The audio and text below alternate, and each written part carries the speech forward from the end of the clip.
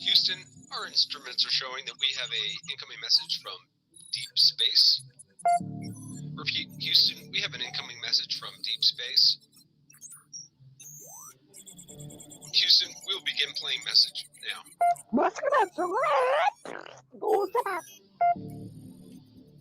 Houston, we're going to try and translate that up here.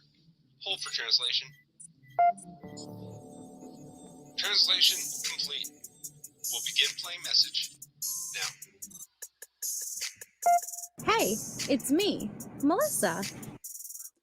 What do you do when the aliens invade? Take a shot of MK Ultra and watch Melissa Jade. Put on your tinfoil hat and tune right in. We got their crime spree, flat earth theories, government conspiracies, a complex Mandela effects, unidentified objects, a mind expanding, fake moon landing, what it all bends understanding. It's me, Melissa. It's me, Melissa. Aliens is on the sun or in Area 51. Time travels, unravels, haunted castles, cops are baffled, potential experimental thoughts that make you transcendental. It's me, Melissa. It's me, Melissa. Crime sprees, flat earth theories, government conspiracies, complex Mandela effects, unidentified objects, a mind expanding, fake moon landing, what it all bends understanding. It's me, Melissa. It's me, Melissa.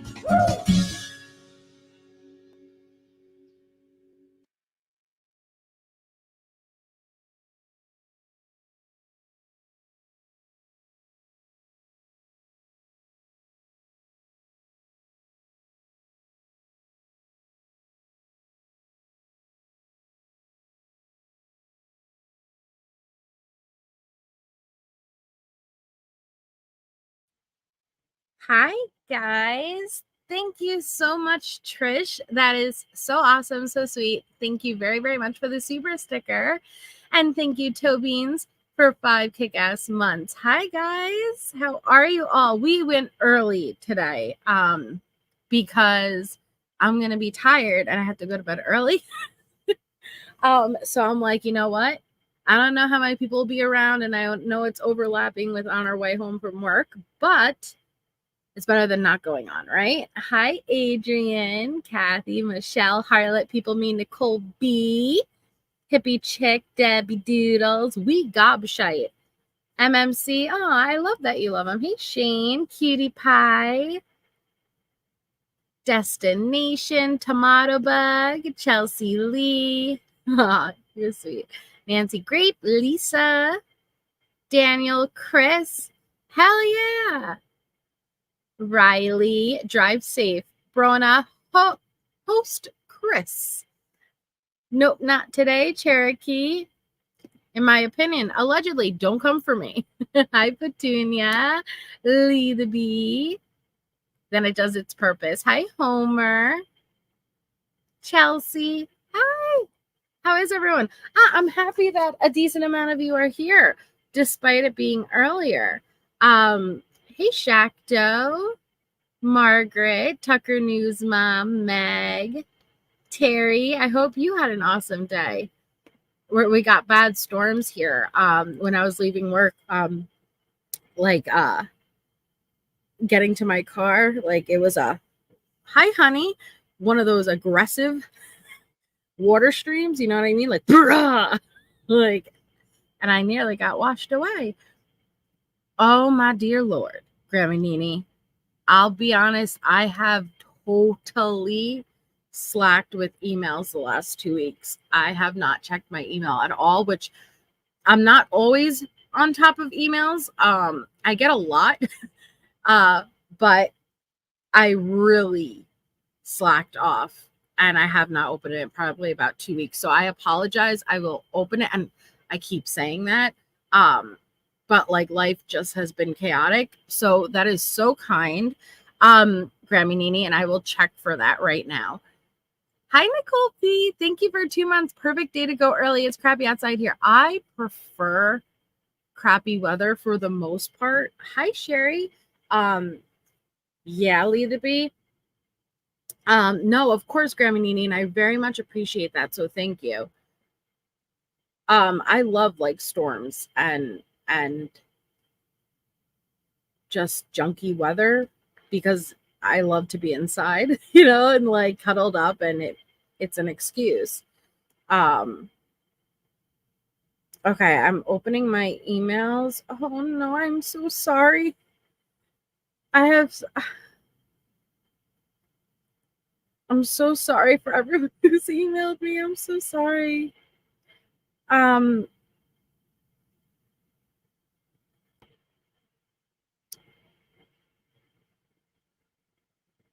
oh man.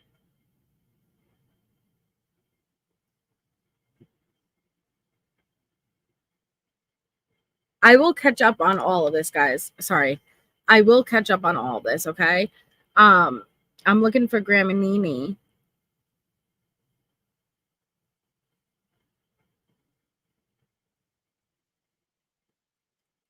Just have to find it. It's okay. We'll start with this one and then I'll find it. I don't like, let me be clear. I do not like the cold. I do not like the cold. Hi, Kristen. I just like storms and rain. I see that. Kathy. A Kimbleweed sighting. I see that. And I see Nicole, the question. Oh man, I really slacked. I'm sorry, guys. I will respond to everyone. I will do it tonight. You're a weather baby. Hey, Kate. Oh, I love that you had a great day. Yeah, it's like 86, but thundering. I was just listening to news warning people in the storm's path of scammers. Why are some people so rotten to the core? Makes me concerned for humanity. Hi, Samantha. See, I like artificial cold wake up straight, meaning air conditioner. I could have that air conditioner running in the freaking winter because I like to be under my blanket. Like, and if it's not cold enough to be under the blanket, we got a problem. Know what I mean? Hi, Reese. Thank you, Meg. I will just send you perfect. Oh man, no, Granny. I'm so sorry. And I promise it's not because I have the time and I'm just not getting to it. I'm just very busy. And so I try to get to my emails as best as I can, but it doesn't always happen consistently. She doesn't, Grace B, she doesn't at all. Oh, finally cool. Oh my God. Yeah, 100-degree humidity, Harlot.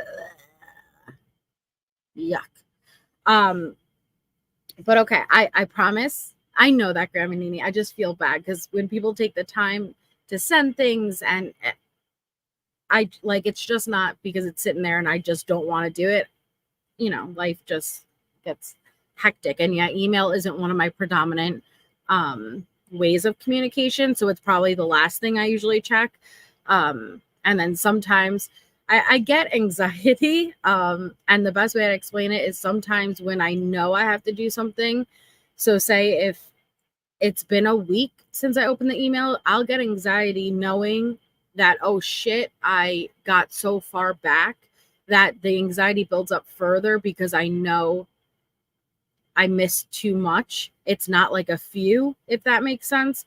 And so sometimes I'll push it off in my mind because the idea of having to go through that many gives me anxiety, if that makes sense. I don't know. It probably sounds crazy, but sometimes once too much time has passed, I'll really just not go near it because it overwhelms me. Phone call. Yep. Kate, phone calls, like, and it's something simple like, hey, call to make an appointment, right? But sometimes my anxiety will kick in and that phone call is very overwhelming. It's like, what? It's just a phone call. I don't know. Yeah, and then ADHD. Yes, Nancy. So there it is. Meg, I think I got you I think I might got you beat. Would you like to see how many unread messages I have? Put a 1 in the chat if you'd like to see how many unread messages I have. But promise not to hate, because we know once you put the email out there, like, the spam sites and stuff. All right, I'll tell you. Now you'll understand now why I'm overwhelmed, okay? One moment.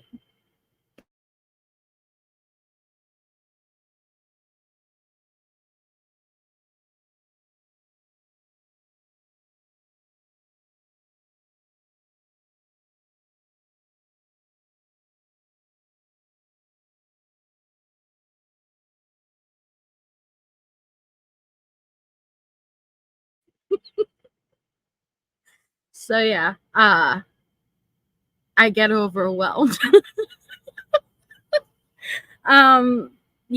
So there it is. If just 47.7 thousand emails that I haven't opened. So yeah. I'll get to you, Grammy Nini, though. I'll get to you, okay? Oh man, I got you beat, Gally. I got you beat. See? It builds up. And I'll create what I usually do is I'll create a new email. But yeah, 35,000. Well, we know you don't open anything, Shaq, though. Yeah, this is 47.7 thousand unopened. So yeah, see? There you go, Keith. That shit builds fast. Yeah. So I'll usually abandon, not really abandon, but like just create a new one. Yeah, see, Nancy Grace, that's what I'm here for. See, that's a glorious feeling when you have like an email you could keep up with. In my opinion, allegedly. Okay. So we last left off yesterday. We ended on day 4. We finished day 4. How do I do that, Scott? Don't tempt me with a good time. Don't be talking all fancy in my fucking chat. Because I'm not tech savvy, Scott. So you're going to have to hook a girl up with how you do that. Okay? Yeah, Pink Puma. I can't even find a number. Yeah, it is, Nancy. It is. Yeah. Well, actually, with my AOL account, because yes, I still have an AOL account too. I never got almost full, but my Gmail, yes. I haven't even mentioned the Gmail. My Gmail isn't as bad as the AOL though. AOL and Gmail. No, that one is AOL. So the Gmail isn't too bad yet, but it's starting to get out there on the scam sites. Yeah, host, that would be great. Right, Kimberly? Hi, Teacup Rankin. Thank you. I know you sent it to I know, Grammy Nini. Thank you. The Gmail for the most part is just subscribers. So, but they get in there. Like I'll get the sites how to buy would you like to buy subscribers, views, and then the fake sponsorships and they start to flood, like a perfectly good email, and they'll start to flood because I made sure never to put my Gmail on like any site, or else it would be doomed to like my AOL one. But hi, Meat Feeds. Yahoo! I've never used Yahoo. Yeah, the spam is parasitic. Okay, so we ended with day 4 yesterday, and where we ended out was with Nicole Mobley, and it pissed me off. Nicole Mobley pisses me off. What is that? A private domain? Oh, Kathy, how funny. I did start early. Peace and serenity. It's so lovely seeing you as well. I'm not sure, Meg. So we ended out with Nicole Mobley on the stand. So we are now starting day 5. That means we have a new outfit, a new attitude with Tisha, and we have new witnesses. I'm not sure who the first witness up is, But I know we are getting closer and closer to Letecia flipping that bird and her swivel chair being taken away. And I look forward to it very much. Hi, Eyes Wide Open in Carolina. Hi, Grandma CC. So we got Judge Werner looking sexy as ever. I feel like he's still got a little bit of moisture in that comb over. He's feeling fresh. He's looking dapper. And we are starting day 5. So let's see who our witness will be. Letecia Cam is ready, so let's bring her up. I gotta find Grandma. Please. The email though. This judge has been clearing his throat for a long time. Let's see. Yes, Chris. Thank you for understanding. You guys are awesome. Hey, Jenny B. Yeah, piece of starting. I want to try to get it done and go to bed at a decent time tonight. So I was able to go a bit earlier and figured, let me just do this. Hey, Artemis. Thank you. May all be seated. Yes, sir. Where do you want me to sit? Good morning, ladies and gentlemen. We're going to start our day again as we have every other day. Has anything occurred since we were last together that causes any of you to believe that you could end? Break on Friday. Mr. Allen, call your next witness. Thank you, Your Honor. We would call Dr. Susan Ignacio.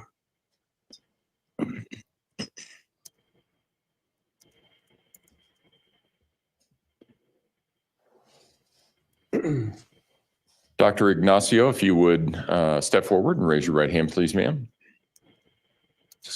Oh, is this the... Oh, is she... You swear affirm the testimony about to give in this matter will be the truth, the whole truth, and nothing but the... I'm pretty sure that's a medical examiner. And this is, as far as I know,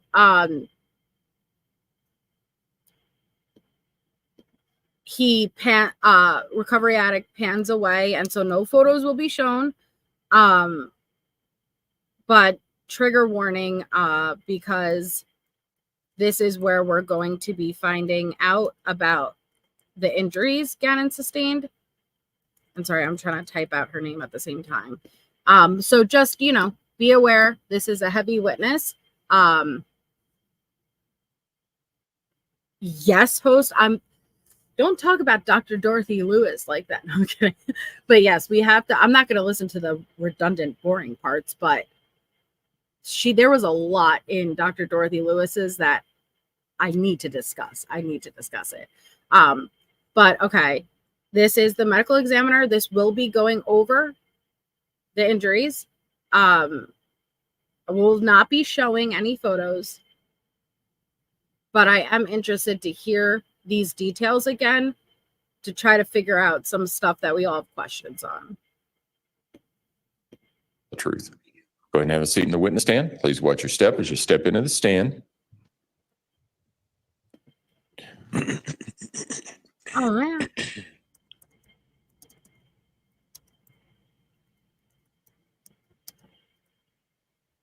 All right, Mr. Allen. Thank you, Your Honor. Doctor, will you please introduce yourself to our jury and then spell your first and last name for the record? My name is Susan Ignacio, SUSANIGNACIO. Dr. Ignacio, what is your occupation? I'm an associate medical examiner Where is that? at the District 6 Medical Examiner's Office in Largo, Florida. Okay. Can you give the jury your employment history basically as an assistant medical examiner? I did a year after my fellowship in forensic pathology in Miami. I did a year. She's gonna be sworn in as an expert witness, so I'm just gonna jump past her credentials and background. 23 years, yes. Cause and manner Allows you to do that forensic pathology means forensic in training? every nurse. My license Yeah. after our anatomic. Have you testified as an expert witness? Can you In Florida, Tampa, Texas. understand all in? Defense. No objection. Witness will be so qualified. Go ahead. Thank you, Your Honor. Hey, Martha. Dr. Ignacio, I want to have you go back to March of 2020. Were you helping out in Santa Rosa County for any autopsies that they needed at that time? Yes. Did you get involved in an autopsy of a young child by the name of Stauch? Yes. Can you tell the jury how that happened, how you got involved in that? We were helping District 1, which is in Pensacola. We were covering that district, so I happened to be working that week there. And Thank what were you, the, Scott. I guess, the initial information that you got before you performed that autopsy? I was told that there was a decomposed body of a child found inside a suitcase underneath the highway. Were you able to see some pictures of that body as it was recovered underneath that bridge? Yes, I saw the scene photos. And then the body that was brought to you for the autopsy process, was it the same body that you were able to visually observe in those photographs from the scene under the bridge? Yes. What date did you actually perform the autopsy? Hi, Iris. Hi, On Sarah. March 18. Okay. And Your Honor, may I approach with People's Exhibits 144 through 180? Okay, not working very well.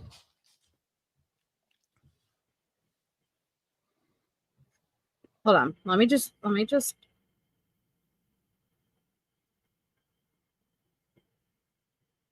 Okay. He covered. So just a heads up, because I know that we see the full screen here. Recovery addict will move his square to cover the TV. Okay. So no photos will be shown.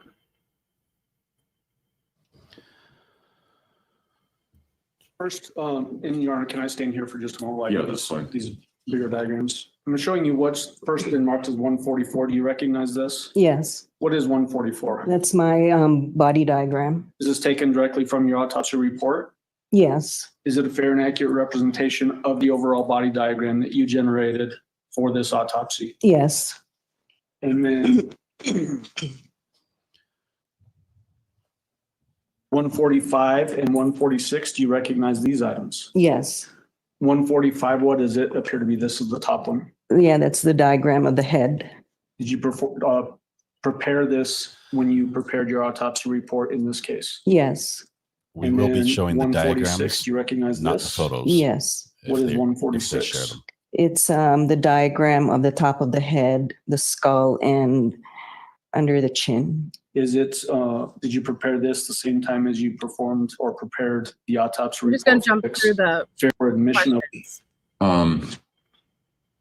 You will have to submit copies of those for uploading after the case is done, because obviously you can't do those. So other than I that, watched on YouTube. 144, 145, and 146 are admitted. Go ahead. You got Tisha over there.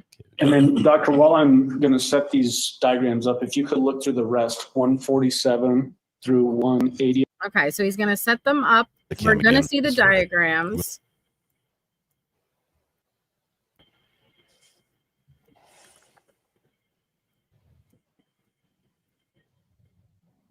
So just one. All those, Doctor? Yes. What do all of 147 through 180 appear to be? These are the photographs of the decedent. Are they fair and accurate representations of what you saw when you performed the autopsy on March 18th of 2020 on the young child Stauch? Yes. Your Honor, at this time, I would move for admission of 147 through 180. Mr. Cook. Look at her looking at Cook. Right. Pay attention to Leticia's demeanor. He's Because looking the at each one of photos these are pictures. horrific. There may be some objections here. He's Yet- objected previously where images Hold on. seem to be duplicate. No objection. Okay, no Those objection. 147 through 180 will be admitted. Go ahead. So he'll be blocking that screen, like I said, so we won't be able to see the photos. But what I want you guys to pay attention to is Leticia's demeanor. Anybody who did watch the trial in real time, we saw the photos. It sticks out in our mind. We will never forget them. But Leticia's reaction and lack of reactions are very concerning. This isn't the I don't think this is the witness she flipped off. Good. And permission to publish, Your Honor. You may. Thank you, Scott. You're so sweet.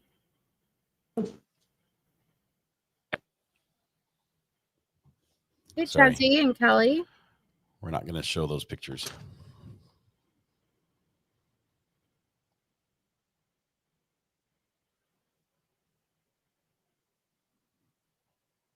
Yep, Natasha.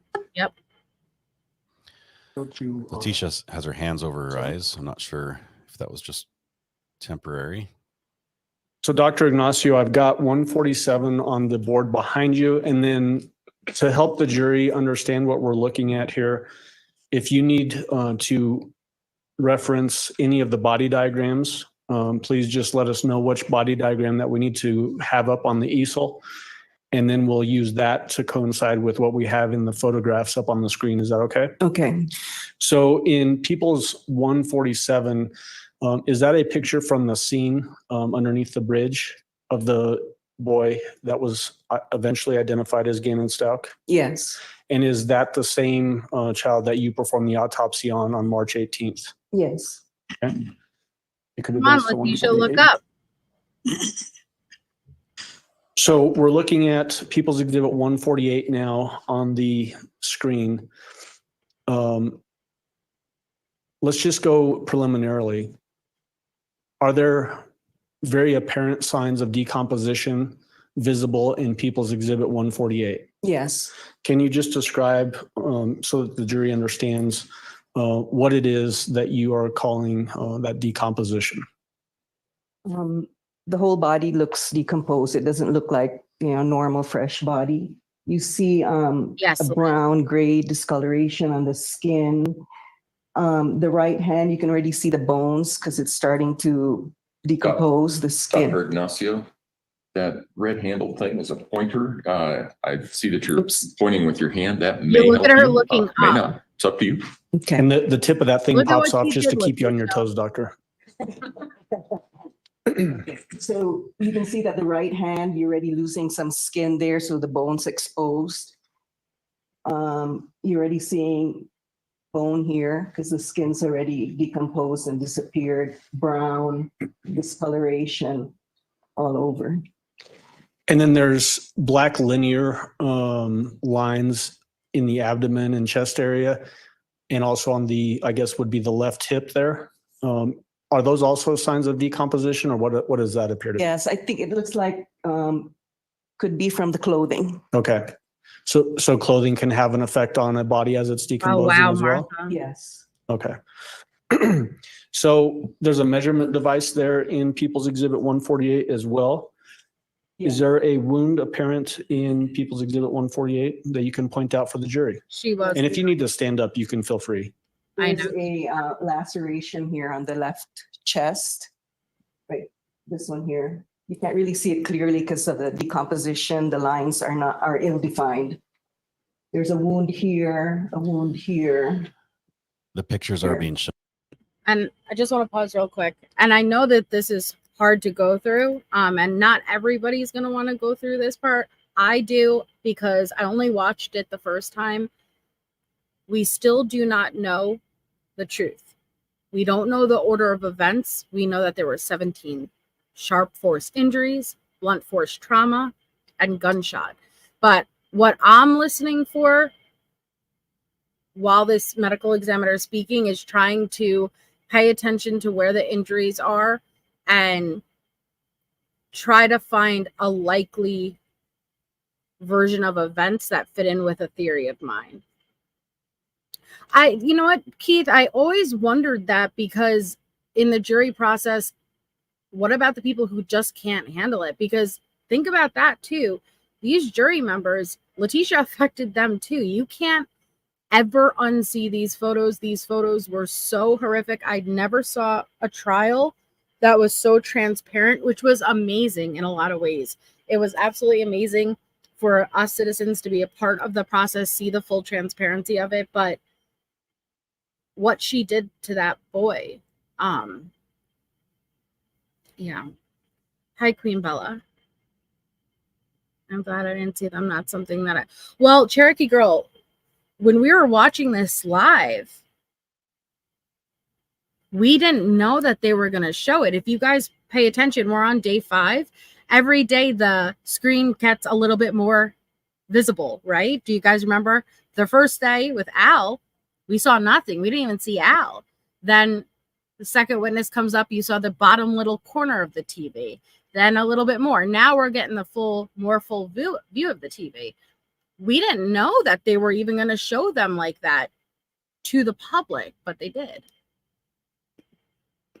Joan, if my There's picture were another one gone, up you'd be able here. to see all these. And then you don't as need to we see go them. through these photos, is it a wide angle shot like this where you can see sort of contextually? I understand, Hudat, what you're saying, but the court didn't make a mistake, Hudat. The court knew what they were doing. It's not like they accidentally left it. They were aware. But at the same time, you want a transparent court process. You want, that is what our rights are. And you want to be able to see full transparency. But yes, it varies cases and it varies in states. So it's not like we have a roundabout, this is how it always goes. Yeah, it caught a lot of us off guard. But they didn't make a mistake.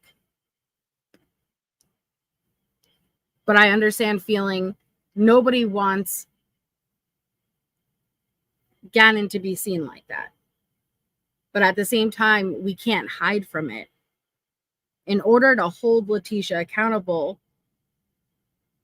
you have the right to know fully what she did as the jury members in there and open to the public. But yeah, it was a lot. I get it. Where a wound might be, and then it zooms in closer in the next photo? Yes. All right.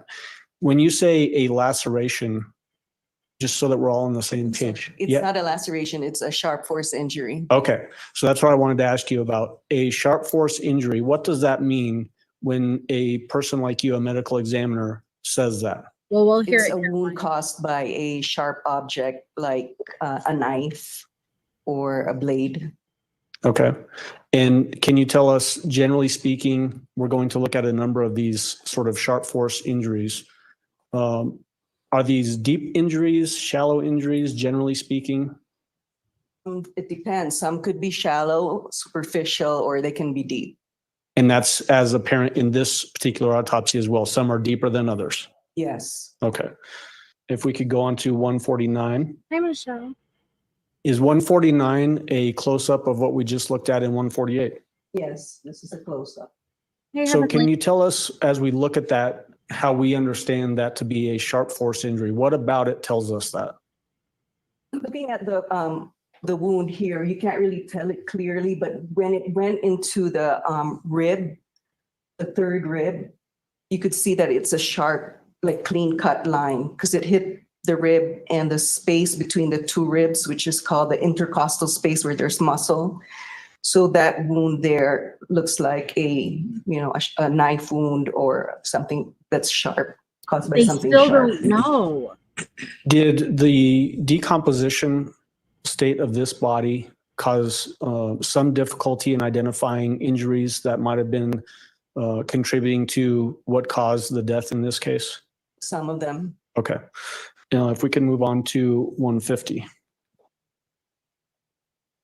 Right, Martha. This is another sharp force injury. And you can see that it doesn't really look like a sharp force injury because it's got jagged edges from the decomposition. But then you can see the wound inside that it was just like a linear, straight, clean cut wound. If we could go on to straight, 151. clean cut wound. And I'm not gonna pause too much to think, but again, I'm trying to, what did she use? Let me know what your guys' thoughts are, but we don't know.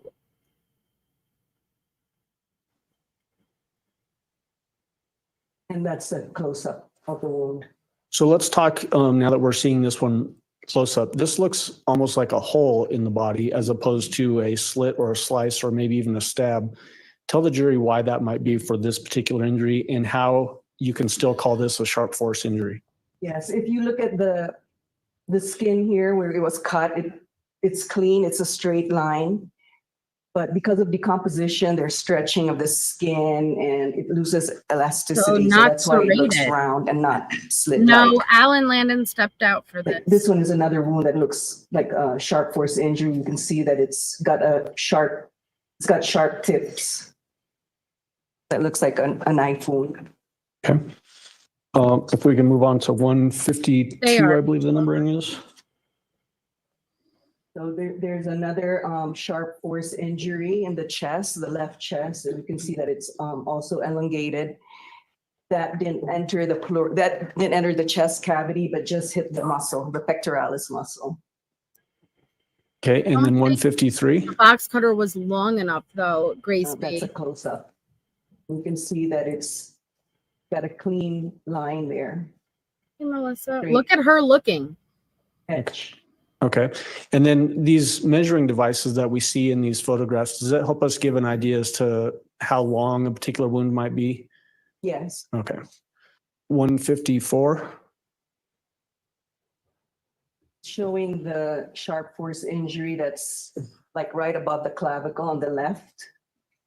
One thing I want to have you point out in this particular photo, Dr. Ignacio, is there's a blurred area on this particular photo. box Has that been cutter comes into altered? Play. Yes. Does that just, if it had been unblurred, would show the victim's face? Yes. And is this just to be more sensitive to the victim and potentially the jurors as we're watching this or looking at these? Yes. 155. This just shows you a close-up view of the same one that was above the clavicle, left clavicle. And this one again looks almost roundish. How can you tell and how can we understand this to be a sharp force injury as well? The edges are clean and straight. It's not jagged. And the wound that was in the muscle was also straight. Okay, so that gives us a big indication, you guys. Whatever she used wouldn't have been serrated. It would have been 2 pairs of scissors were found in the dishwasher along with cleaning supplies.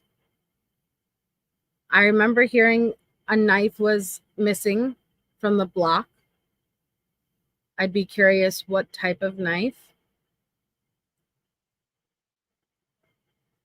I'm going to keep listening.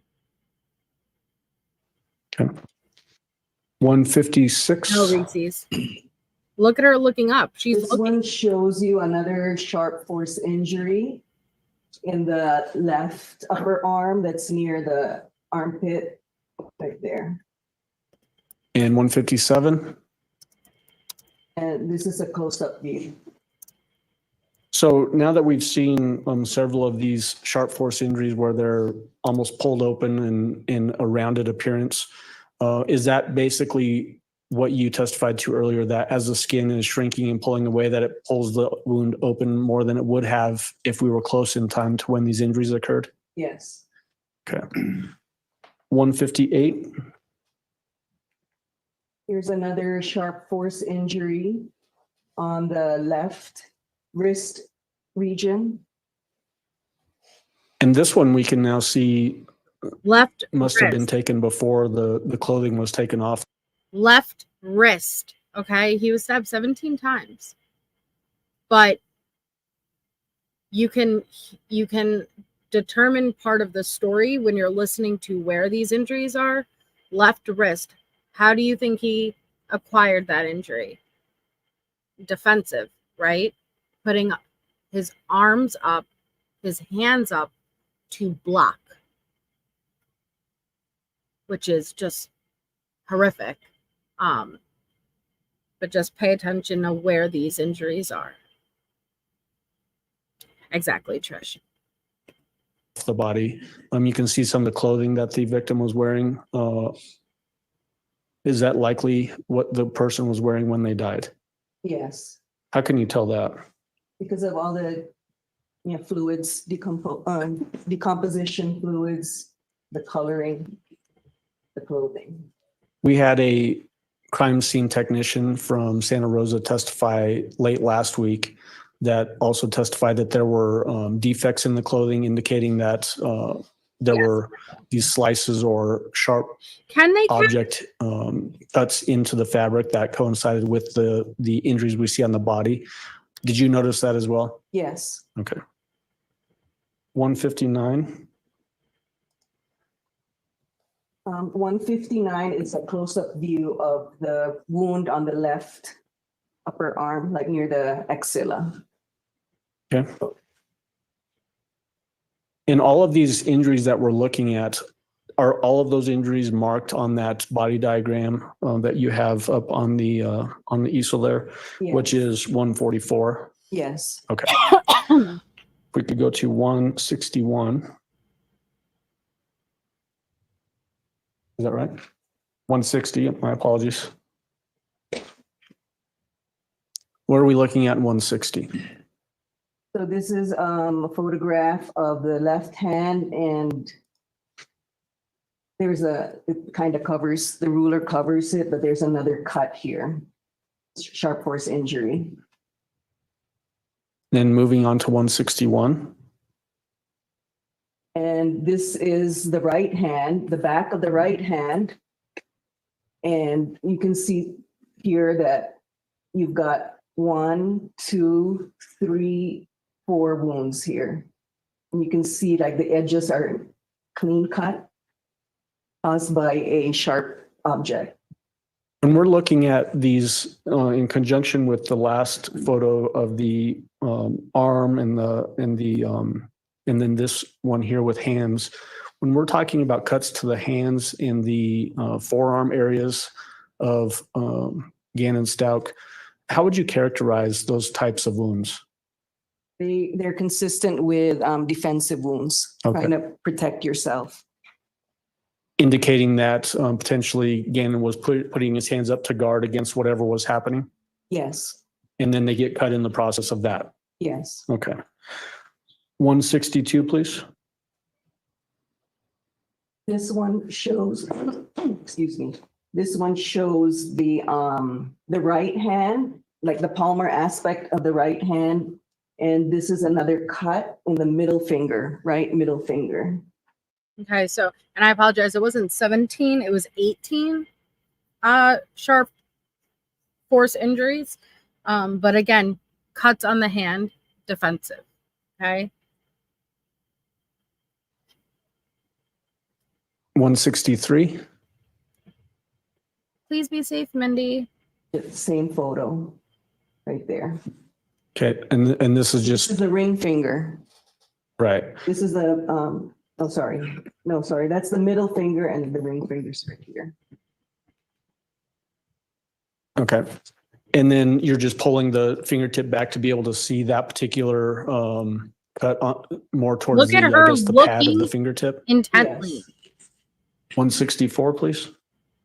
She's looking at So these we're horrific looking at his photos. back, and there's sharp force injury on the left upper back, right there. This sharp force injury to the upper back, was this Pausing. I want to be clear. 18 sharp force injuries. Some from the front of him, like that. I'm trying to be careful. That entered on the front, hands, wrist, and his back. So he fought. He fought. this one of the deeper sharp force injuries that you were able to document that Gannon suffered? Yes, it fractured the left sixth rib, and it also penetrated the left fifth intercostal space. So that's the space between the fifth and sixth ribs. Does that then cause, I guess, entry into, I guess, the backside of the chest cavity? Does it go that deep? Yes, it does enter the chest Ah. cavity. So that's what we were talking about with the box cutter. We're talking about a significant blade of some sort that entered in, reaching the back cavity. Like,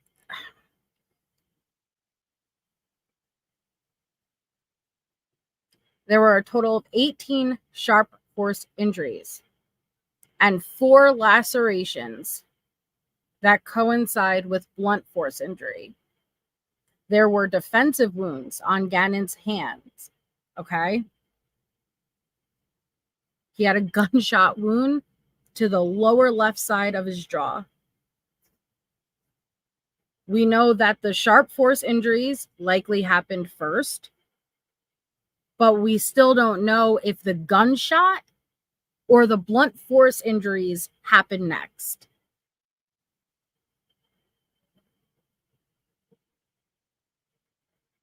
Here's what's horrible, as if that wasn't horrible enough.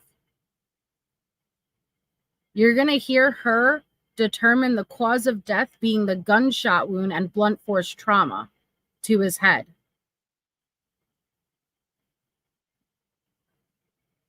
Indicating that it wasn't the 18 stabs. He was still alive. And it was either the gunshot or the blunt force that was actually determined to be the cause of death.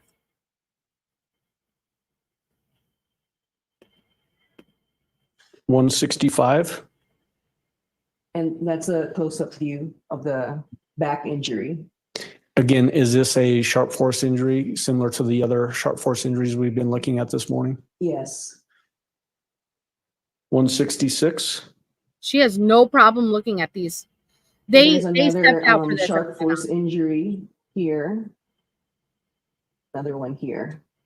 Would this be essentially the backside of Gannon's left shoulder? Yes. So this wound ended in the scapula. Yes, God. It hit the bone here, so it just went through the bone, the shoulder blade. And then this one went deeper into the shoulder joint, the left shoulder joint, about 4 inches deep. 4 inches deep, you said? Yes. 167, 4 please. inches deep. This is a close-up of that more shallow injury, and then the other deeper one is apparent sort of to the left of that. Yes. There appears to be some black fiber there. Look at her. Can you tell the jury what that is? It could be from his jacket or t-shirt. So basically fibers from clothing? Yes. Yes, she had nicks on her hands, Homer. The photo was taken on the 29th when after she got done doing the Bethel interview and she faked the anxiety, chest pains, and they took her to the hospital. It was while she was at the hospital, they got a warrant for DNA on her body, non-invasive, but they took photos of where she said she was knocked unconscious with her head, and they took photos of her hands. On her hands, you do see nicks, nothing too significant, but you do see nicks, and I can pull that photo up for you if you need a reminder. Is it common for fibers from clothing to get caught up in wounds when there's these sharp force injuries that travel from outside of clothing through the clothing and into the body? Yes. Look at her. 168. This is another view of the top of the shoulder where you can see the injury that went into the shoulder joint. Poor Homer. 169. That's a close-up view. And you know that it's a sharp force injury because it's got clean edges here. So when you're pointing at those, what you call clean edges, to me, it doesn't necessarily look that way, but I'm not in your shoes with your expertise. Those edges that you're pointing at, is that where the skin would have met before being sliced open? Yes, this is fat, subcutaneous tissue underneath the skin. So these are the skin edges, but they just like, stretched and separated. Anyone else understand how disturbing it is that we have not seen Letecia consistently keep her head up looking at any witness, yet she has consistently looked at every single photo, every photo that is burned into any person's mind who did see the photos. She is looking without any issue, without any reaction, no visceral reaction, nothing. It is cold and dark behind those eyes. And she's looking at his poor body.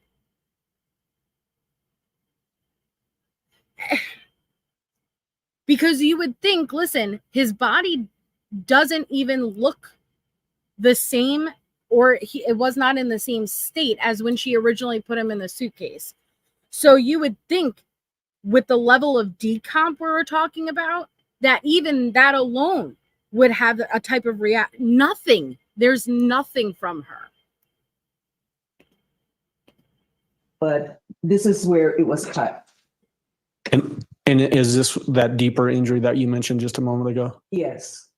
To the basically the top, maybe backish part of his left shoulder. It entered the shoulder joint. Okay. She stabbed him. 170. This one is a blurred photo of another sharp force injury on the left You're smirking. forearm. The inside. I'm going to jump back. Watch Letecia. Look. Sorry, I'm not trying to yell at you guys, but look.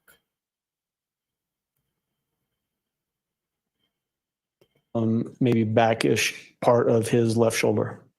It entered the shoulder joint. Okay. 170. She's smirking.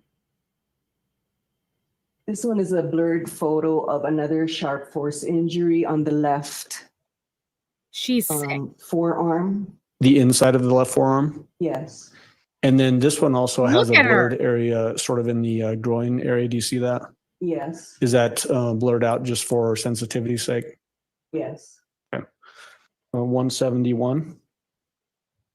And that's a close-up view. So you can see it's got another sharp edge, and you just got tissue that's coming out from the wound, but that's the cut edge right here. Okay. And this is on the, what I would describe as inside of the left wrist. Is that right? Yes. Or forearm area? Yes. A stab wound inside of the left wrist, in the chest, in the wrists, in the abdomen, in the shoulders. He was moving around like, I can't. And she's holding back a laugh. 172. What are we looking at in 172? So this is the head, and you're looking at the left side. The ear is right here. So there's a cut right in the posterior or the back part of the ear on the scalp. 173. And a close-up view, the cut. Let's talk, since we're now seeing for the first time head injuries. Can you tell the jury, just so that we're all clear, do head injuries have a tendency to bleed heavier than other types of injuries that a human could sustain? Yes, there's a lot of blood vessels in the scalp. And does that cause more bloodletting, potentially staining of scenes where blood is coming out of a person? Yes.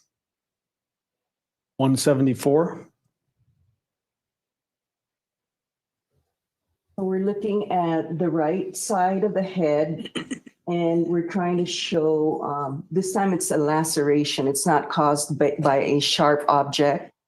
It's caused by a blunt object. So we call them lacerations because it's so hard to see because it's decomposed, but the edges are jagged, and underneath the skin, you can still see what they call tissue bridging. That means it wasn't completely cut. Like with a knife, you can completely cut the skin and the subcutaneous tissue, but with blunt trauma, with a blunt object, you may still see some tissue that's not separated yet.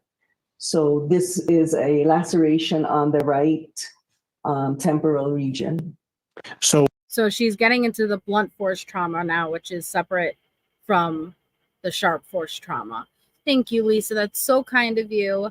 If you just got a membership from Lisa, please make sure to thank her. Thank you so much, Lisa. Yay, Christopher. Oof. And I'm getting that photo for you, Homer. I'm looking.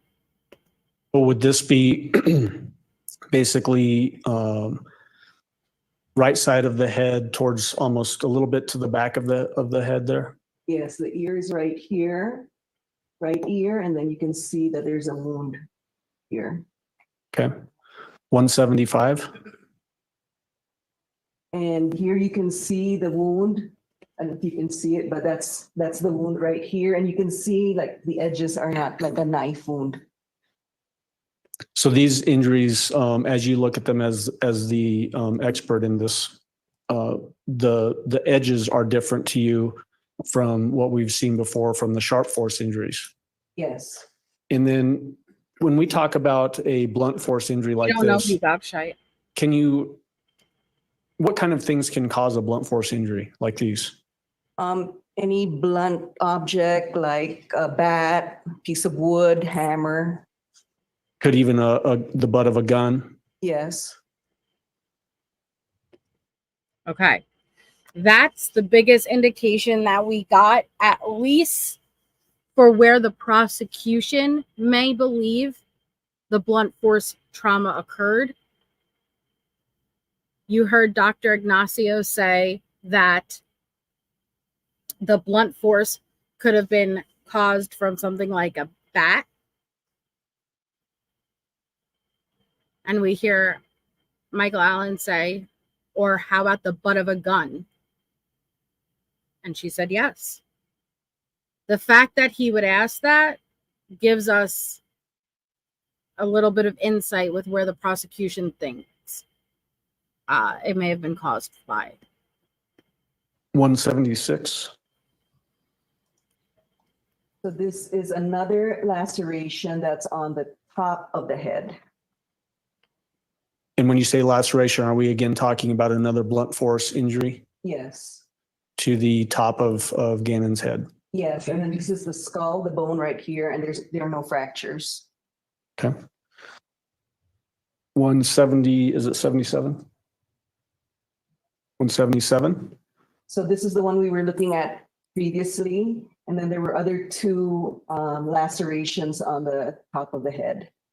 And again, just so that we're clear, when we say other two lacerations on the top of the head, are those other two also blunt force injuries? Yes, and you can see that the edges are jagged. It's not like a clean cut. So that's why I called it laceration. Okay. 178. So when we peel the scalp, remember the laceration that was on the right temporal region behind the ear? These are skull fractures right here. And then some of the bone fell, and you can see some brain tissue, decomposed brain. So this is a fracture, fracture, fracture, fracture. When we talk about this area of the skull, you use the word temporal. Does that to layperson mean temple area, basically extending to the back area? Yes. Is that bone thinner than other parts of the skull on the head? Yes, the temporal bone is, but it also involves the other bones. And so what I'm driving at is, would it take a lot of force to cause these types of fractures through a blunt force strike? Yes. And just so we're clear, since we've moved past the sharp force injuries and now we've looked at all of the blunt force injuries in these photographs, how many sharp force injuries did Gannon suffer that you were able to document in your autopsy? I counted 18. And then as it relates to the number of blunt force injuries that Gannon suffered, how many did those occur? 4 lacerations. 4 lacerations that coincide with blunt force injury? Yes. Okay. If we could move on to 179. What are we looking at in 179? So this is the left side of the face. Here's the ear, head, eye area. This is the jaw, the left side of the jaw, lower jaw, and there's a hole right here. What caused that hole? This is due to a gunshot wound. 180. And this is a close-up gunshot wound. Is it typical, doctor, when you document a gunshot to try to figure out path the bullet traveled as it entered into a human victim? Yes, Did you do that in this case? yes. Can you describe, either using the diagrams or just through words, however you want to do it? Can you describe the path that this particular bullet took through Gannon as it entered his body? So now they're going to talk about, because he had the gunshot wound in his jaw, but they're going to talk about the path of travel where that gunshot led in his body. Thank you, Chezzy. Please make sure to thank Chezzy and show her some love if you just got that membership. You guys are awesome. Thank you so much. Hi, lovely Laquin. I hope that you're feeling okay. I know, even the jurors, you know, are walking away affected by Letecia's actions and what she's done. I think we should use, Okay, I'll come over and help. oh, it's not easy. Which one do you want? There's still an 46, image on the screen, 145. so I can't move. 145?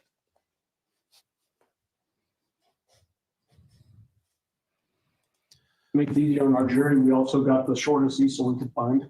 So I'm gonna hold this up actually, Doctor, if that's okay. Go back. That's, well, they won't be able to see it. Okay. Back there. The image is still on the So screen. the I'm sorry, entrance guys. gunshot wound was in the left side of the jaw, lower jaw, the mandible. This entered the oral cavity. It hit the cervical, this second and third cervical vertebrae. So it went to the back. It crossed the midline, and I recovered the projectile. It didn't enter the skull, the cranial cavity. So I recovered it on the right side where the muscles are of the neck. So there was a projectile that Chezzy. went from left to right and then front to back. And then, so when you recovered the projectile, was it still in the, basically the muscle tissue in the back of the head? Yes. Okay, so real quick, just for Homer, when she was taken to the hospital, it would have been 2 days after the murder. These photographs were taken of her hands. Okay, so I just wanted Homer, who asked, did she have any cuts? So this is what her hands looked like. She did have some nicks. Drive safe, Leslie.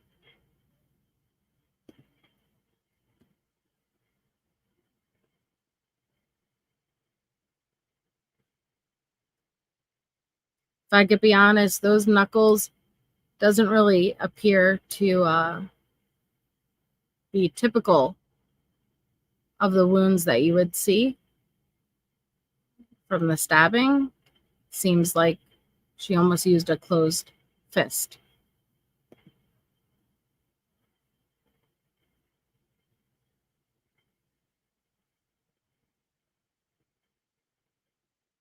This is a Florida medical examiner, Scott, where he was found.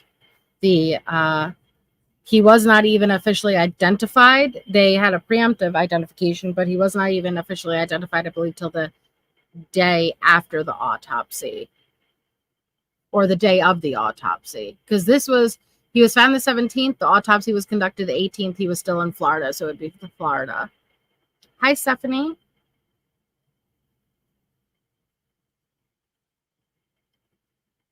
So there you go, Homer. No, she didn't really have any cuts on her palms, which would tell me that it most likely had a guard, right? Or some type of a handle where, I don't want to get too graphic, but a lot of times there will be like slipping in the stabbing process.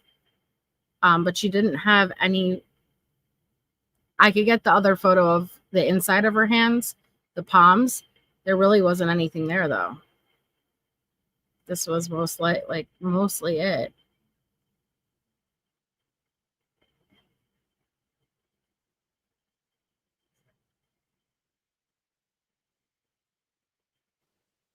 I think so too, Nicole. Yeah, Kate, that's true.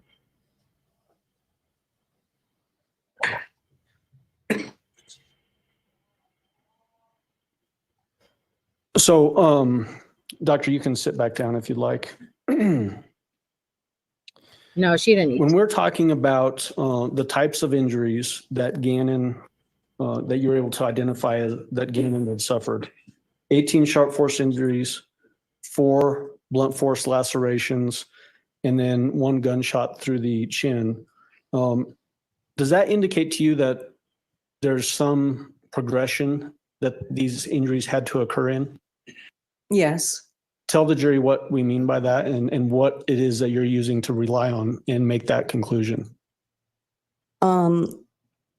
Regarding the sharp force injuries coming first, Well, do you know which one came first? I don't really know, but I'm thinking that it's the sharp force injuries because he could still defend himself. Right. And then I don't know which one came first, the gunshot wound or the blunt trauma to the head, which caused fractures of his skull and bleeding. She had a smirk, and I'm sorry I had to pause that. She had a smirk, and the reason that she has a smirk, guys, is she is the only one to this day that knows what the fuck happened.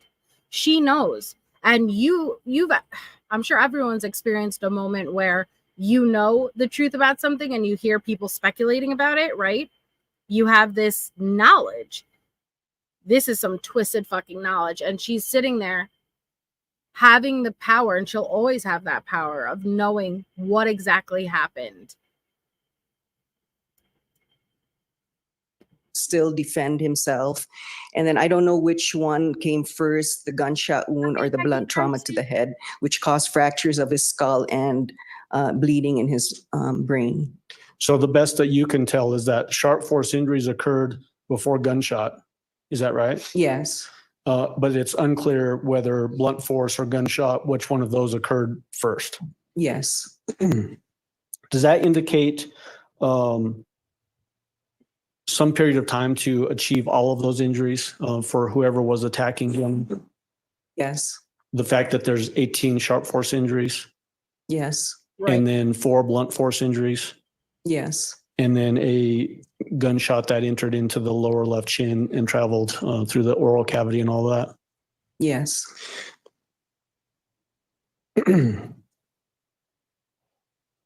What were you able to rule as the cause and manner of death for Gannon Stauch? My cause of death was gunshot wound and blunt head trauma of the head. Were there contributing factors to the cause of death? Yes.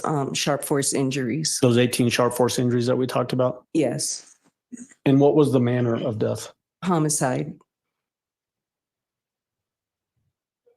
Is it typical, doctor, that you perform a toxicology test as well Yes. when you do an autopsy?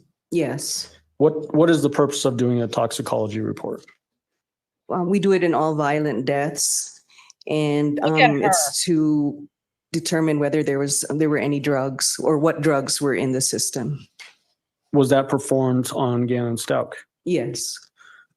Was there anything unusual detected in Gannon Stauch at the time of autopsy?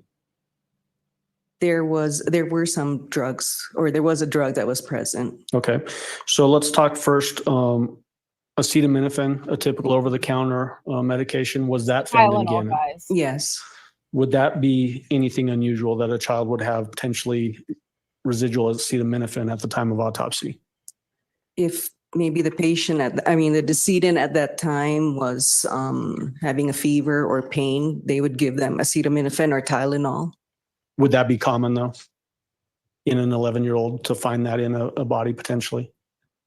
Not, you don't always see that. Okay. What other things did you find in Gannon's bodily tissues? He also had hydrocodone in the liver tissue. All right. So let's talk about hydrocodone. What is hydrocodone? Hydrocodone is a narcotic analgesic. It's a drug used for pain, and that is Look at her. Fuck you. also found in cough medications because it's supposed to suppress your cough. Is hydrocodone a controlled substance? Yes, you need a prescription for that. So I can't just go to Walgreens without a prescription and buy hydrocodone. Yes. Is it indicated as highly addictive? What are you saying, Tisha? Yes, you can be dependent on it. What are the effects of hydrocodone on a human? Depending on the dosage, you can initially become drowsy, lightheaded, dizziness. And if you take a higher dose, it could lead to respiratory depression, or you'll have problems breathing. You'll have lethargy, coma, and eventually death. Was it unusual, in your opinion, to find hydrocodone in a child of 11 years old, like we did here in Gannon's death? Yes, I found it unusual. Is that because of all of those issues you just described? Yes, and if it was for a cough, you would give something that didn't have the, narcotic analgesic in it. Typically, people would not. Yes, that wouldn't be the first line of choice. Okay.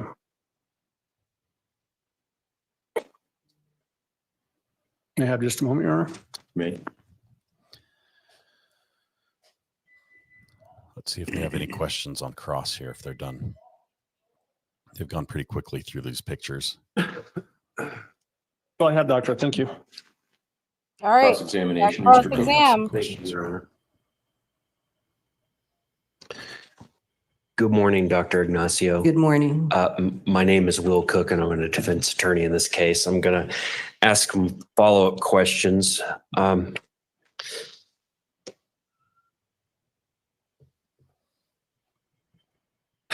Were you able to tell the blunt head trauma injuries, the three on the top of the head you were discussing? Can you tell the jury if those were post-mortem or pre-mortem? They were pre-mortem. Pre-mortem. And by that, you mean before death? Yes. Okay. At one point during your investigation, were you kind of unsure whether the blunt force trauma had happened before or after Gannon had died? No. Okay. What the fuck? Oh. He's trying to say the blunt force trauma came from the fall. Meaning the blunt force could have occurred after postmortem, after she tossed him off the overpass. But no, he was alive. He was alive through all 18 sharp force injuries. And then it was the 4 lacerations from blunt force trauma and a gunshot wound in the jaw that went to his skull that ended his life. Yeah, Lace Lemons, he's talking about once the suitcase went over the bridge and the fall. Wow. And the injuries that you noted in your report and during the autopsy, they would indicate that this was a violent death. Yes. Okay. Also, it looked like a lot of the injuries, the blunt force injuries, the sharp force injuries, it looks like it was just a random act, whereas there's no pattern to it. You have injuries to the head, you have injuries to the body. Some are deep, some are shallow. It indicates that this was a random attack, correct? Yes. Okay. There was no pattern to it. Yes. Okay. Yeah, like her mentality.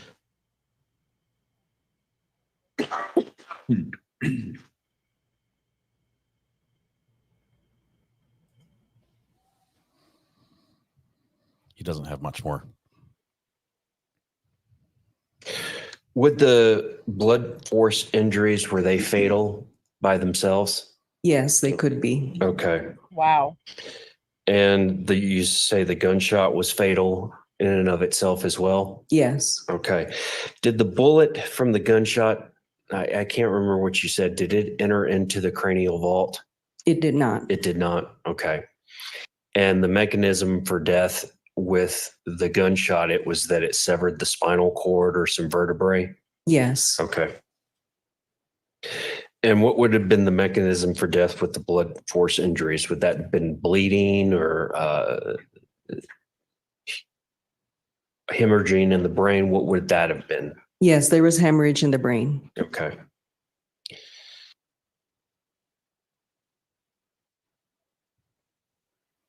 She's a great expert witness. When you're doing investigation and autopsies and looking at toxicology reports, did you go back, or did your office, or did you receive any information about whether Gannon had had a prescription for cough syrup or cough medicine that contained any hydrocodone? No, I didn't inquire. Okay. So it is possible. Okay. He knows. Now let me remind you. Right, Queen Bella? Okay. He knows it's not the medical examiner's job to do. He keeps saying investigation. It's tricky wording. She performs the autopsy. She doesn't she investigates the body. But it would not be her job to go back and determine, has he ever been prescribed this?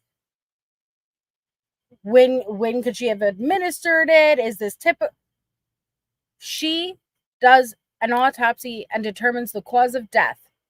She tells Gannon's story through its injuries.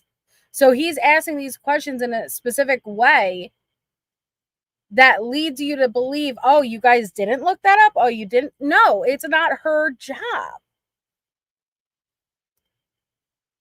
Any hydrocodone? No, I didn't inquire. Okay. So it is possible that he could have had a medication or a prescription from a doctor to assist with the cough. But he didn't. It's possible. Okay. And if he had had a prescription for a opiate-based cough syrup or cough medicine, then it would follow that it would show up in his blood or his toxicology results. Yes. Okay.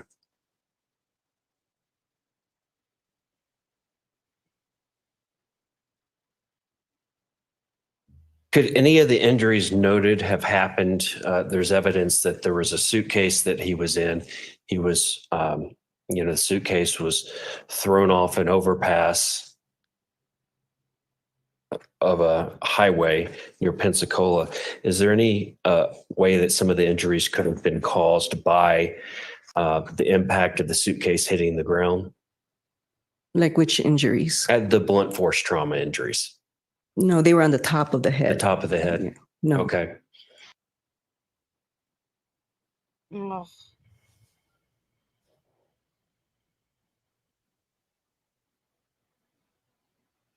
And if you listen to her cook, there was hemorrhaging. They are easily able to determine with significant injuries like that if it's post-mortem or not. Because if it was post-mortem, it wouldn't have bled.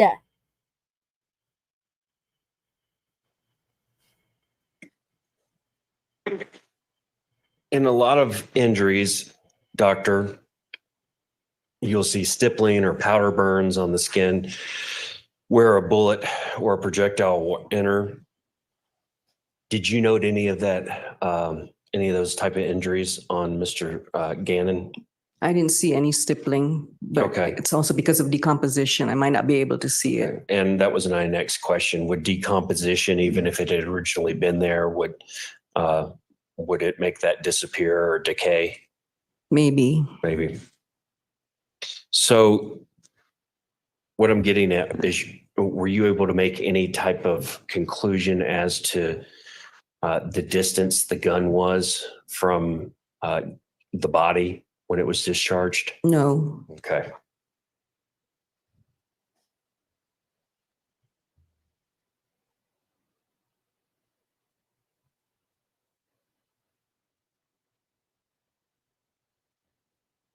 Were any of the sharp force injuries, were any of them in and of themselves fatal? Because of the decomposition, I couldn't really tell. I mean, when I looked at the lungs, because I was thinking it would penetrate the lungs, I didn't see any injuries, but because there was decomposition, it was hard to see. So I couldn't really tell with the injuries that went into the chest cavity. So I guess all you can say is it's possible. Is it possible that some or one or more of these sharp force injuries were fatal? Yes, it could be fatal if left unattended. Okay.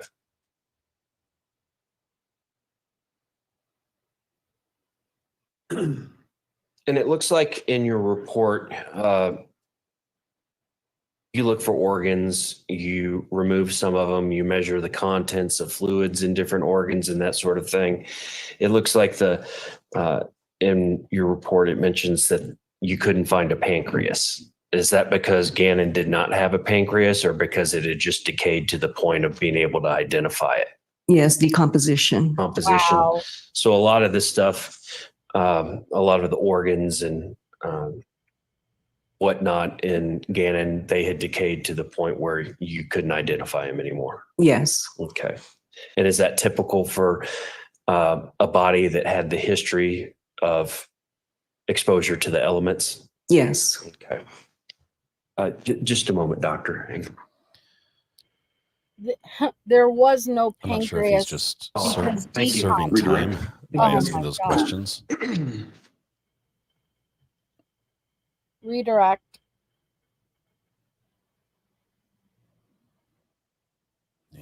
Mr. Cook was just asking you some questions about the sharp force injuries. Do you remember those questions? Hey, Lisa. Yes. And couldn't tell whether those could have been fatal on their own or not due to the decomposition. Yes, but I think I said something I forgot. I couldn't tell, but then you could die from injuries into the chest cavity if left unattended.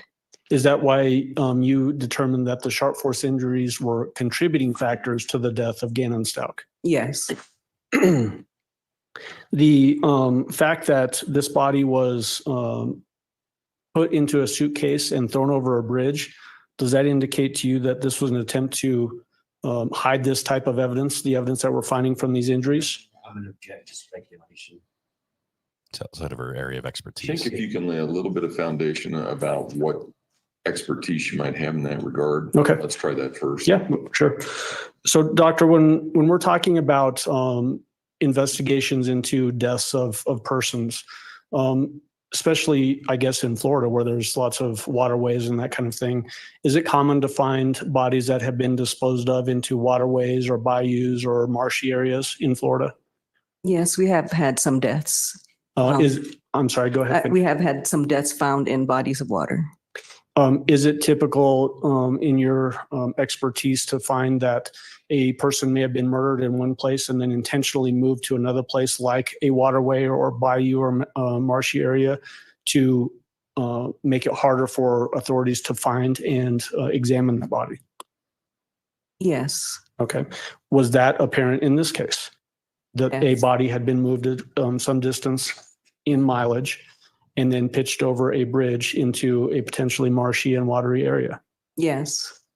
And so does the fact that that occurred here indicate to you in your expert opinion that there was also the attempt to hide this body from authorities so it wouldn't be detected and examined to determine how this person died? Yes. Oh my God. Is that an intentional act? Yes. I would object. Overruled. You were asked by Mr. Cook about stippling. So let's talk and so the jury understands what stippling is. Is stippling essentially powder burns on the surface of skin that would be caused by somebody shooting a gun at somebody in close proximity to that skin? Yes, usually 2 inches to 2 feet from the skin. The gun would be 2 inches to 2 feet from the body. And so you would see the gunpowder leave marks, little pinpoint marks on the skin. These powder burns, are these expelled out of the barrel of the firearm when it's fired? Yes. If somebody put a pillow between the gun and the victim, would that prevent stippling from appearing on skin? Yes. Did you in your So again, we got a little bit more insight where the prosecution is thinking. Blunt force trauma caused from the butt of a gun and the pillow used between the victim and the gun. Your autopsy also include a pillow and x-rays and find 2 bullets inside of that pillow. Yes.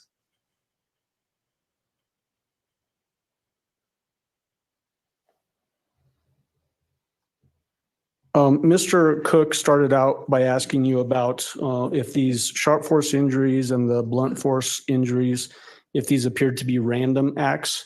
And I want to be clear, do you mean that these were just randomly happened to Gannon without somebody intentionally causing these injuries? Can you repeat? Yeah. Well, were these random injuries or did somebody intentionally cause these injuries to Gannon?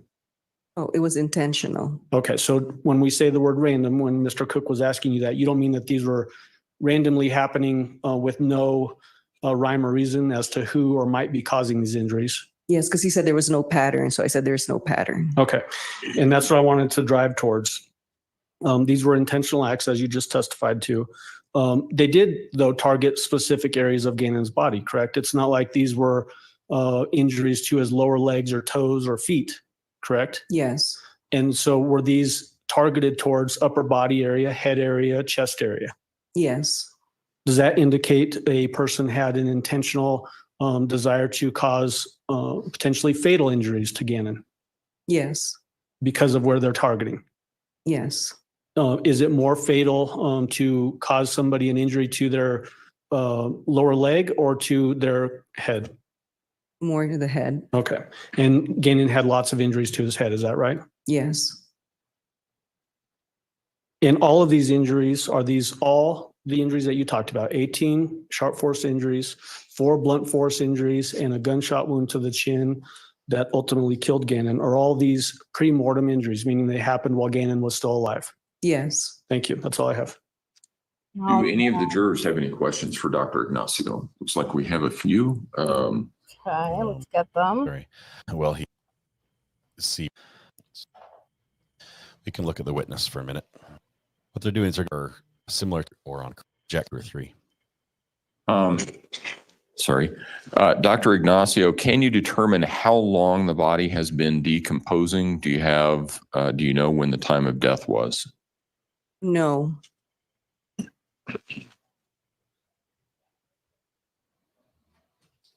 And Dr. Ignacio, during the autopsy, was there evidence of any burns on the arms, burn marks, or bubbling of the skin? I couldn't see that because of the decomposition. And how long does Tylenol and hydrocodone stay detectable in the body?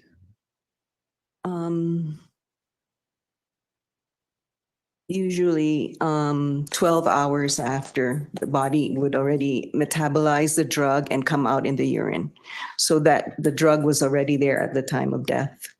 All right. I will allow reasonable follow-up as to those questions only. Mr. Allen?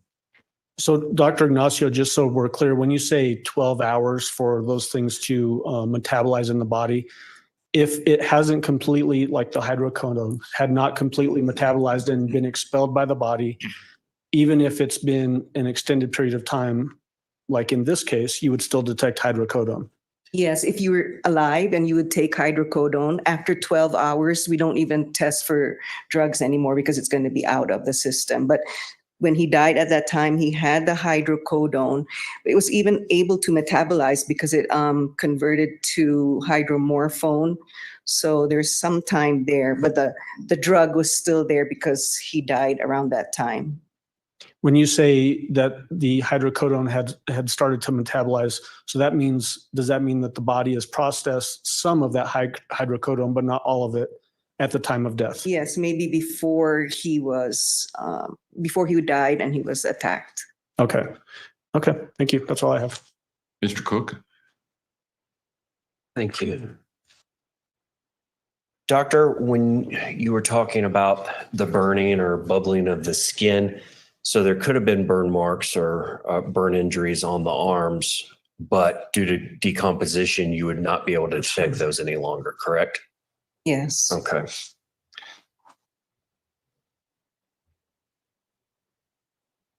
And when you get a sample to test for drugs, as in the case with Gannon here, Where are you getting the sample from? Or is there still urine that can be captured from the bladder? I know they do that a lot of times in these toxicology tests. Or just tell the jury where you got these samples from. Since he didn't have any more blood, it was all fluids, body fluids. We couldn't test that, so we take liver. So these levels are from the liver tissue. Okay. And a lot of times in these types of investigations, you have a blood level and a urine level. And I've heard testimony before that a urine levels, they're not as accurate about time of ingestion and everything, and it's mostly byproducts. Would the samples that you got from the liver, would that be considered a blood level or a urine level test? It's a liver tissue level. The liver tissue level. Okay. Neither, you dum-dum. Hey, MK. Which would indicate if it was to the liver, there had been some metabolism of the drugs that had already taken place by the body. Yes, it was recovered in the liver. Okay. Did you attempt to get samples from anywhere else? Can't recall. I think If you have your report, would that refresh your recollection? we took liver tissue and spleen tissue, but they tested the liver. Okay. And what is the significance, I'm sorry, of taking samples from the liver versus the spleen? If you can't take from blood or urine, we take from the liver.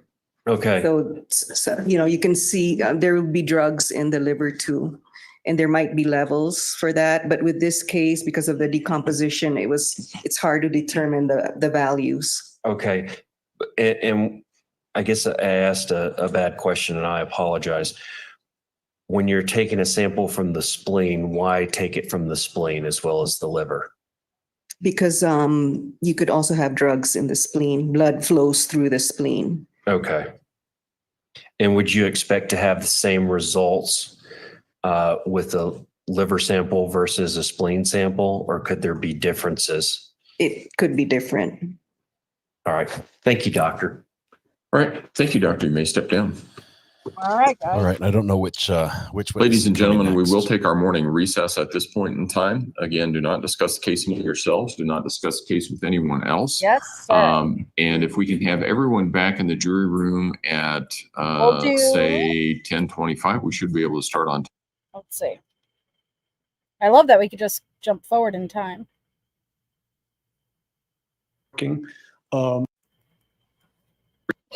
Excuse me, a hiccup. Thank you. May all be seated. Court will recall 20 CR 1358 versus Letecia Stauch. Record should reflect the jury has returned to the courtroom. Prosecution, call your next witness, please. Thank you, Your Honor. At this time, we would recall Al Stauch. All right, Mr. Stauch, if you would resume your seat in the witness stand. I invite you that you're still under oath. Al's back. Okay. May I proceed, Your Honor? I don't know if there was something. You may, Okay. yeah. All right. Good morning, Mr. Stauch. How are you doing today? Morning. When you were previously on the stand, we talked with you about your woodworking. We saw some of the photos in the garage of that woodworking. Did you at one point suffer an injury as a result of your woodworking? I did, yes, sir. What was that injury? I cut off the tip of my right pointer finger, Your index finger? my index finger, yes, sir. When did that occur? May of 2019, around that time frame. Did you get any prescription medications to deal with pain from that injury? I did. What kind of prescriptions did you get? I believe I would have, I had a ibuprofen's prescription and then some sort of pain medicine, I think hydrocodone, some sort. Was that hydrocodone, was that a prescription that you got from your doctor? Yes, sir. Directly related to the finger injury. Where did you typically keep that hydrocodone in the house? That one I typically, and the ibuprofen I kept next to my bed in my little nightstand type area. Did you consume all of the hydrocodone when you had that prescription? I did not. I believe I only took 1 or 2 of the pills. I don't take a lot of prescription medicine anyways, and the ibuprofen was enough for me to manage the pain. Oh, Did you ever, But on the calls that we listened to, she says that Al is an addict on prescription pills. You know. did you or anybody else in the family, prior to when Gannon went missing, Look at her ever, face. would you Oh. ever give these hydrocodone pills to any of the kids in the family? No, they were hidden in the drawer in that nightstand area. So only myself and possibly the defendant knew where they were. Would you have ever given those to Gannon? No, sir. That's all I have for you. Thank you. Cross-examination? No questions. Do the jurors have any questions regarding that part of Mr. Stauch's testimony? All right, thank you, sir. You may step down. Let's see if they turn the We're camera just on checking for in the next hallway one. to see if she's out here yet. Judge. Okay. Amber's sending me stuff. Yep. Yeah. So they don't show Al, but they will turn it on. At this time, we would call Special Agent Andrew Cohen. All right. Agent Cohen, if you would step forward and raise your right hand. You swear affirm the testimony about to give in this matter will be the truth, the whole truth, and nothing but the truth. I do. Go ahead and have a seat in the witness stand. Please watch your step as you step into the stand.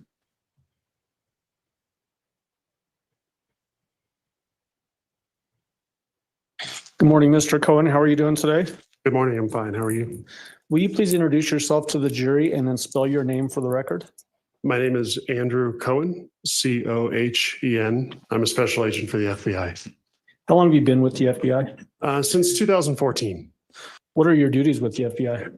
I'm assigned to a violent crime task force. I primarily investigate criminal enterprises, complex narcotics investigations, fugitive work, and other violations of federal law. At some point, did you get involved with the investigation into the disappearance of Gannon Stauch? I did. What was your role and how did you get involved in that investigation? I was requested to assist the El Paso County Sheriff's Office shortly after Gannon was reported missing. My role at the FBI was the lead case agent for the FBI. So information that we obtained from search warrants or interviews or other data would be compiled and would eventually all come through me. The fact that the investigation spans from Colorado through to Florida and then South Carolina, did having the FBI on board assist with that investigation and just the spread of the investigation? It certainly did. The FBI has a lot of resources nationwide, and it's sometimes a little less complex for the FBI to arrange resources in other states than, say, it would be for the El Paso County Sheriff's Office locally. When you said that you were the lead agent, what does that mean for the FBI to have a lead agent on a case? I was assigned the responsibilities of that case, of maintaining the case file and of making the investigative decisions at the FBI. Are you also serving as an advisory witness in this case? Yes, I am. Is that why you're sitting sort of behind us in during testimony here? That's correct. Is it probable that you'll testify more than one time? I think that's up to you. Yes, it is.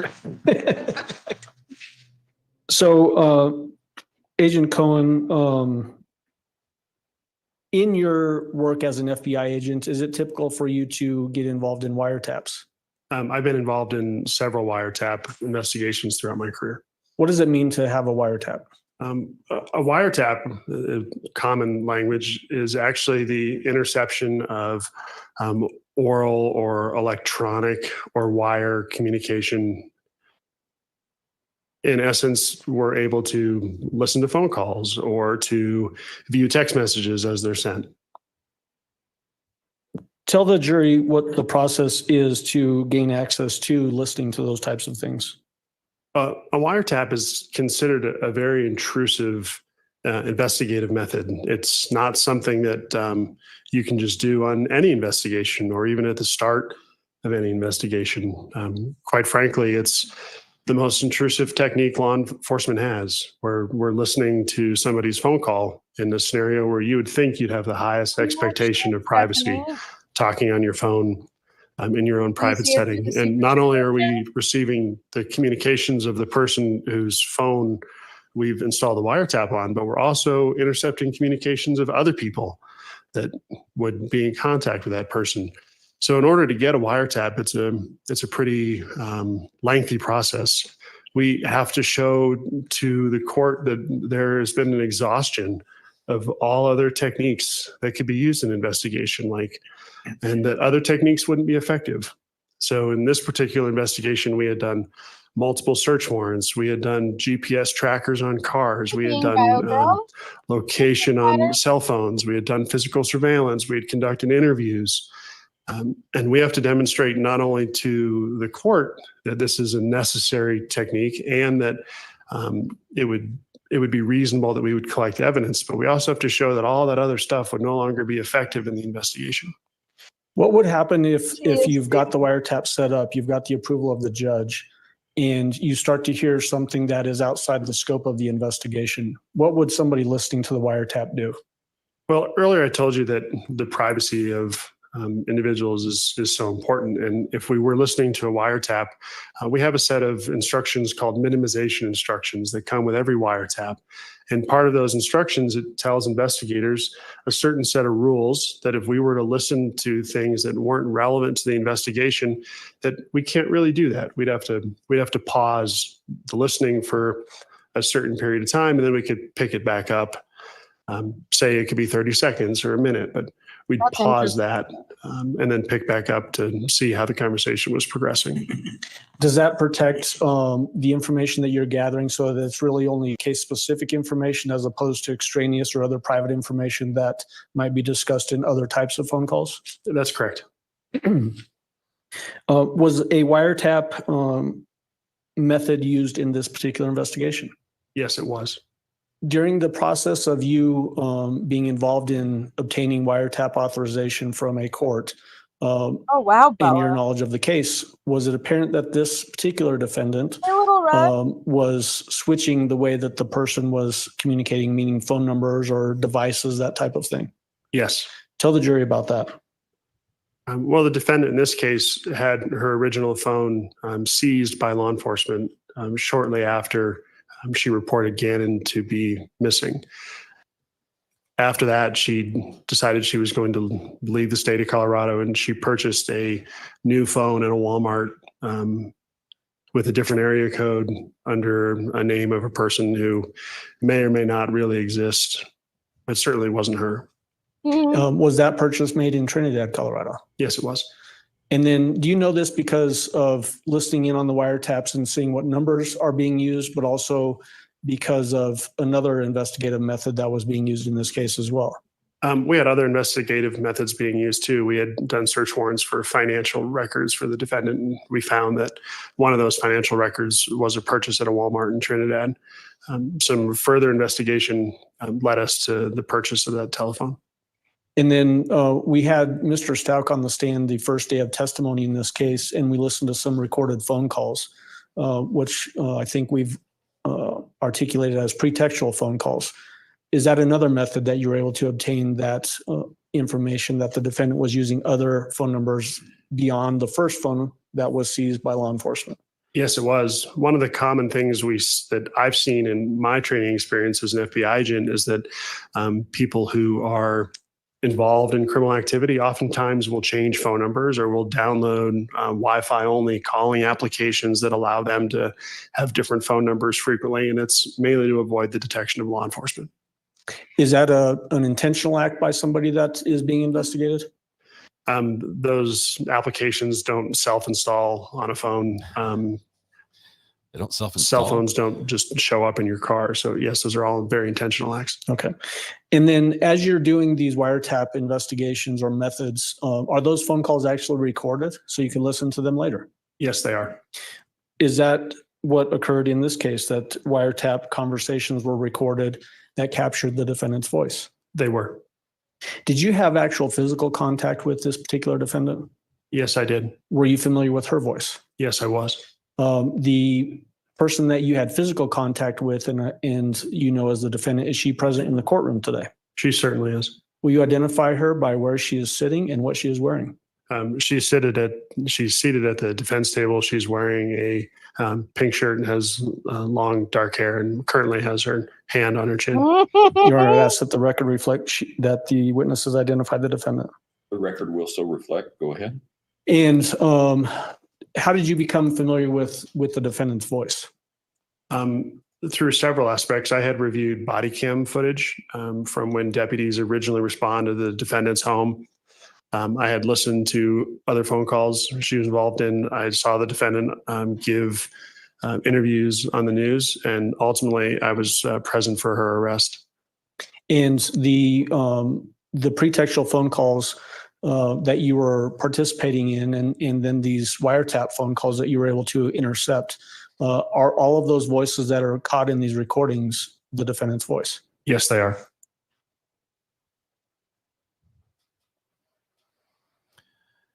And here's the recording. I may approach with 688, 689, 690, and 691. You may.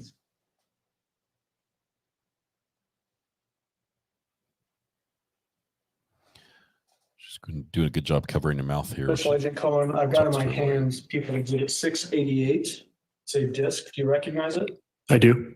How do you recognize it? I reviewed this disc and I initialed the disc. What does the disc contain? This contains wiretap calls, recorded wiretap calls. Does it indicate a time and date of this particular call? This particular call is February 18th, 2020 at 10:14 in the morning. The file that this disc contains, is it a fair and accurate representation of that particular phone call? Yes, it is.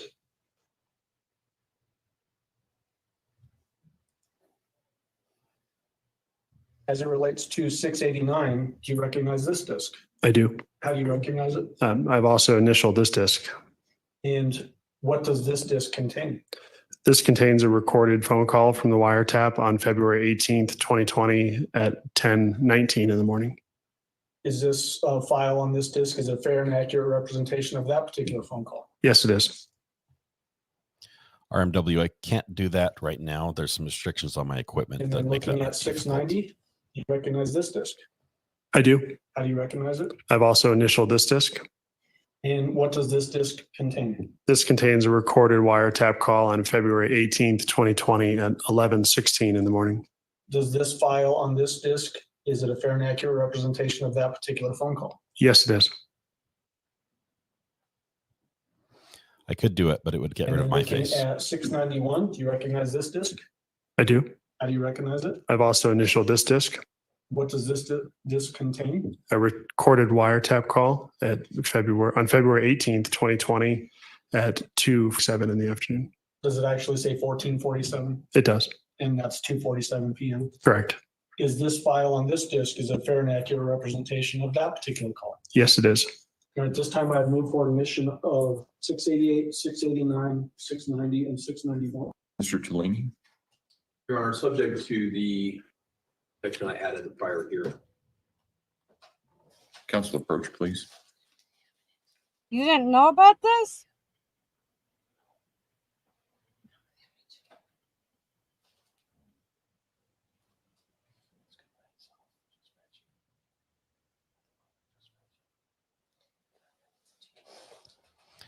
Sorry about that.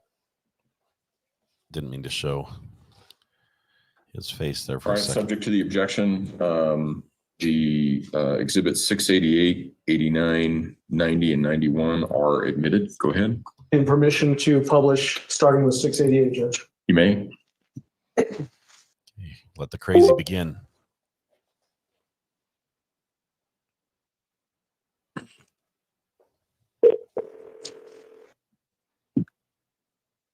Kimberly. New disc to this. And how can I help? Yes, I didn't get any confirmation about Let's put that down. And so just for reference sake, before we get too deep into the phone Tisha. call, This is the fake. sounds like there's two Oh, voices. Tisha.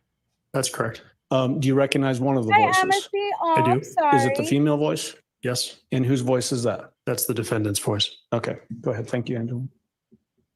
Okay, can I have your name, please? I can check if we've got the order here. Yes.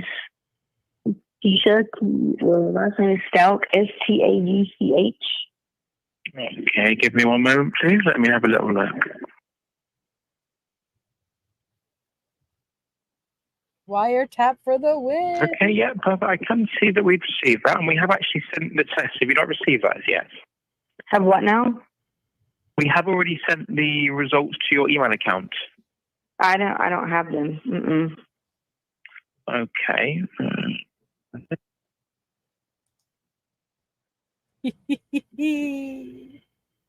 Okay, let me try resending that, and if you don't receive it, give us a call back.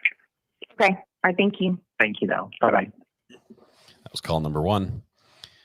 Here comes call number 2. So Special Agent Cohen, the phone number that at the very beginning, let me back up. There you can hear ringing. Does that indicate that this is a phone call that was initiated by the defendant to a particular place? That's correct.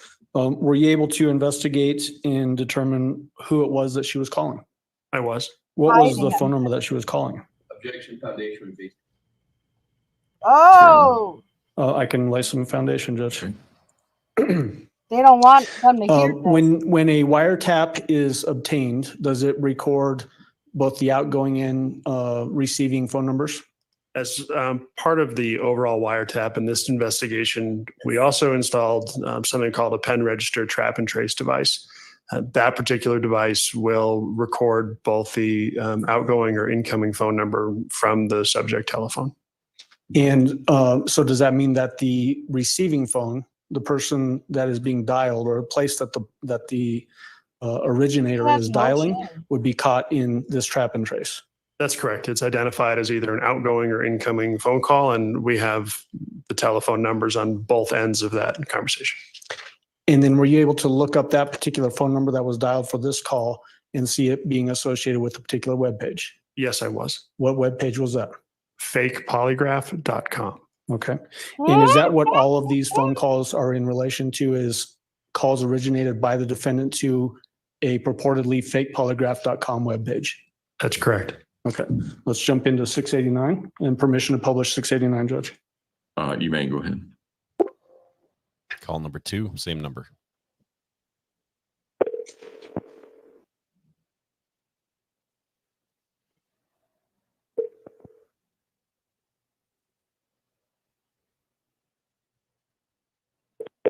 May I help?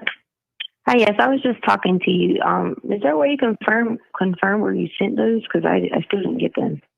Yeah, so I'm just going to get that resent for you. So if you wait for the next sort of 10, 15 minutes and let me know if you haven't received it by then. I'm saying, can you check the email? Because I just want to make sure. Okay, yeah, give me a moment. I need to make sure it didn't go to my husband's email.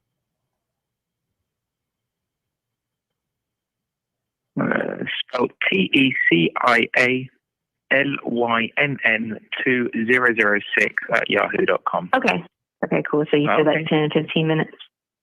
Correct. Okay, thank you. Have a good day. Wonder how much she paid for it. In that particular phone call, did it sound like there was an email address that was confirmed to the defendant? Yes. What was that email address? It was Tisha Lynn at 2000. I can't remember the exact address, but it was an address that we knew to be associated to the defendant. Okay. And that's what sounds like an English speaking person relayed, and then the defendant acknowledged that as being the correct email address. That's correct. Okay. And then 690, permission to publish, Your Honor. You may go ahead.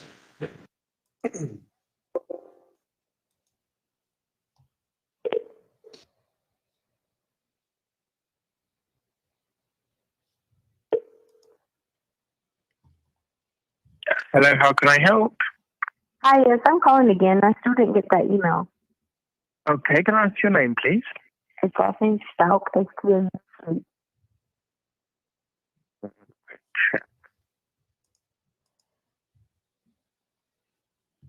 Right, yes, perfect. I can see here. You told me 10, 15 minutes, and you said it again. I still don't have it. Yeah, no, unfortunately, it's actually been blocked by management, this order, due to the content of the questions, so we're not going to be able to send this report. Okay. So, do I get my money back? Unfortunately, not on this case, no. Obviously. Just Listen to how quick she said, okay, guilty, conscience. She knew what the questions were. So she said, okay, yep, okay, so do I get my money back? She knew. She didn't even question it. It's actually been blocked by management, this order, due to the content of the questions, so we're not going to be able to send this report. Okay. So do I get my money back? Unfortunately, not on this case, no. Obviously, due to our terms and conditions, it does clearly state that any sort of illegal activities or anything like that, obviously the management do reserve the right not to send the report. Obviously, we do incur processing fees, so that's why a refund wouldn't be due. So what do you do now? Just delete it and go on about life and keep money? Yes, we would do indeed. I got you. Okay. Thank you. Bye-bye. Well, that didn't sit So right with do I her. get my money back? No. In that particular call, is it essentially being communicated that a polygraph result is not going to be provided because it's associated with the illegal activity? It's a leading and further the jury has heard only their own determination. Sustained on second grounds, jury can make their own determination. The polygraph was fake. And then permission to publish 691. She wrote the questions and the you may go answers and ahead. had them fill it out on the form. It was a fake polygraph.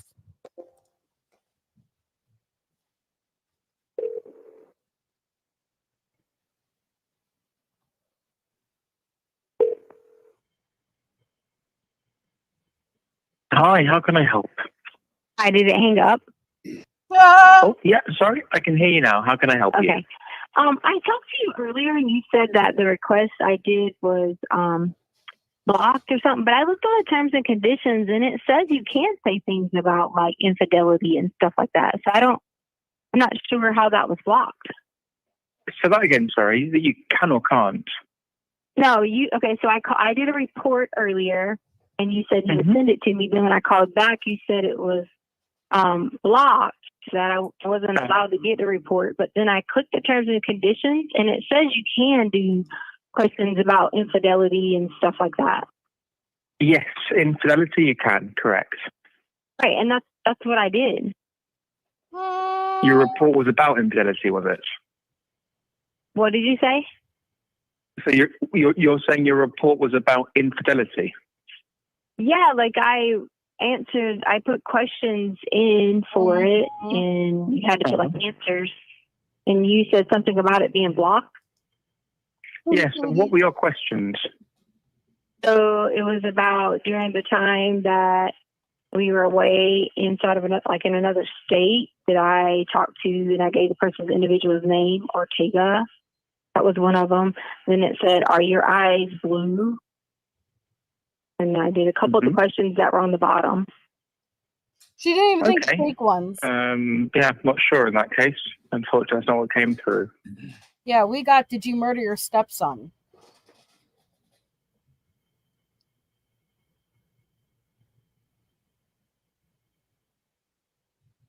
Yeah, I'm not quite sure what's happened there then.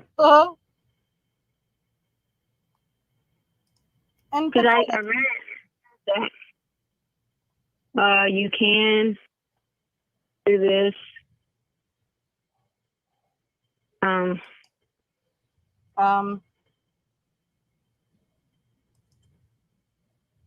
Yeah, it says on it that you can do that. Nice catch, Melly. Yeah, you would be able to about infidelity, but the questions that were submitted for your order were not to do with infidelity.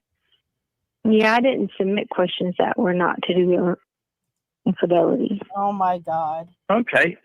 All right. See what I'll have to look into that then in that case. Do you want me just to write you the questions down? She thought she could do a switcheroo. But keep in mind, anytime Letecia's own calls or recordings are being played, her head is down. All throughout those autopsy photos, she stared directly at the screen. No, it's okay. I'll just need to have a look into this then to see what can be done. Okay. Just remind me again, what was the name on the report? Christina. This call, second call, was not about getting the money back. When she originally asked in the first call, so do you just keep it and take my money? Yes. Okay. All right. Then I'm curious how much time has passed. I have to jump back to listen. I think the first one was 10 something, second one was 11 something, third one was 12 something. No. 11 something, 12 something, and then 2 something, I think. Time had passed, and it did not sit right with Letecia that not only did she not get the fake report, but now these questions are out there. The questions she asked, did you in any way harm your stepson? She was not comfortable with them being out there in the universe. So what she decides to do is call back and pretend. So I've been looking into this, and it says that you're allowed to ask questions about infidelity. And he's like, yeah, you are. She's like, well, that's what I sent. And he's like, that's not the questions we got. She's like, yeah, I asked, are my eyes blue? Did I have an affair with someone in another state? And he's like, yeah, that's not what we got. So she's calling back this time to try to detach those questions submitted to her. Have a look into this then to see what can be done. Okay. Just remind me again, what was the name on the report? It was Stauch, Stauch. Uh-huh. And that's your... And let's just keep in mind this fake polygraph test, it's actually I'm shocked with the website. Not only do you pay for the fake test results, but that's a customer service line to where if she gave these results to Al and he wanted to call the number to see if it's legit, this guy would answer and verify it. This fake polygraph test has better customer service than Verizon does. Just remind me again, what was the name on the report? It was Stauch, Stauch. Uh-huh. And that's your surname, is it? Your last name? Yes. Okay, and first name is? Issa. Okay, and how do I spell that? It's Tecia. Tecia? Yes. Uh-huh. Okay, all righty. Well, let me have a look into that and I can come back to you. Okay, thank you. What's the best number to get you on? 843. Mm-hmm. 798. Uh-huh. Really, Kate? 1700. Yeah, Hazel Eyes. Okay, right, thanks a lot now. Take care. Bye-bye. Thank you. Ow. It's like, I'm not going to call back. Maybe he will. Let's see. Special Agent Cohen, these phone calls are from February 18th, as you've testified. Were you aware also at this same time that that's when these pretext calls were being recorded involving Al Stauch and the defendant? Yes, I was. Were there phone calls during that time with those pretext calls in which the defendant was talking about getting a polygraph examination? Yes, she was. What was she trying to convince the listener, I guess, Al Stauch, of during those conversations? Objection, speculation as to Sustained. I think you can rephrase and refer back to the conversation, but I think it's up to the jury to make a determination about what the defendant's state of mind was during the conversation. Sure, I understand, Judge. What was she saying to Al as it relates to the polygraph? She was saying that she had passed a polygraph test and she was continuing to purport her innocence and that she had nothing to do with Cannon's disappearance. Passed a polygraph as it relates to what? Whether she had anything to do with Cannon's disappearance. Okay. Okay, that's all I have. Thank you. Cross-examination, Mr. Tellini. I don't have any questions for Agent Cohen at this point. Wow. Do any of the jurors have any questions for Agent Cohen? Thank you, sir. You may step down. Thank you. Prosecution, call your next witness, please. We're just flying through witnesses. This judge is intense, and he also helps. We would call Christina Cervantes. Christina Last name again? Cervantes. Cervantes. Cervantes. Yep, it's spelled Cervantez, I believe.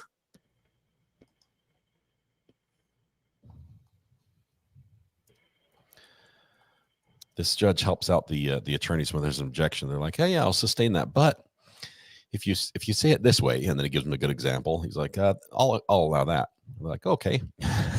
I've never seen a judge that is so helpful after an objection.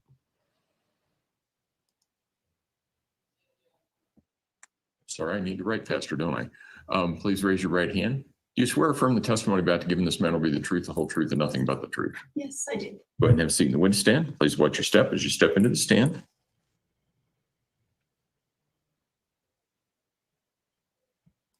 Mr. Allen? Thank you, Your Honor. Will you please introduce yourself to the jury and then spell your name for the record? My name is Christina Cervantes, Christina. Last name Cer, V as in Victor, A-N as in Nora, T as in Tom, E as in Edward, Z as in zebra. Do you need a glass of water? Yes, please. There's a water pitcher there. Be careful when you unscrew the lid because it comes out fast. Her voice stood You have up. to turn it just a quarter turn roughly, I think. Mind the laptop. Oh, how embarrassing. Well, at least I would be embarrassed.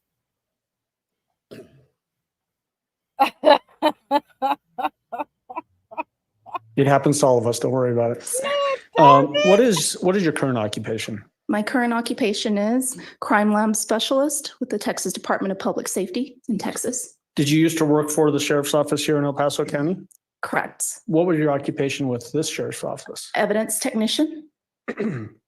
What were your duties associated with being an evidence technician? My duties were to intake evidence as it was collected from the scenes, from the officers as well. We also responded to calls when we had evidence to collect from those scenes. We also received phone calls from the public in reference to getting their property back.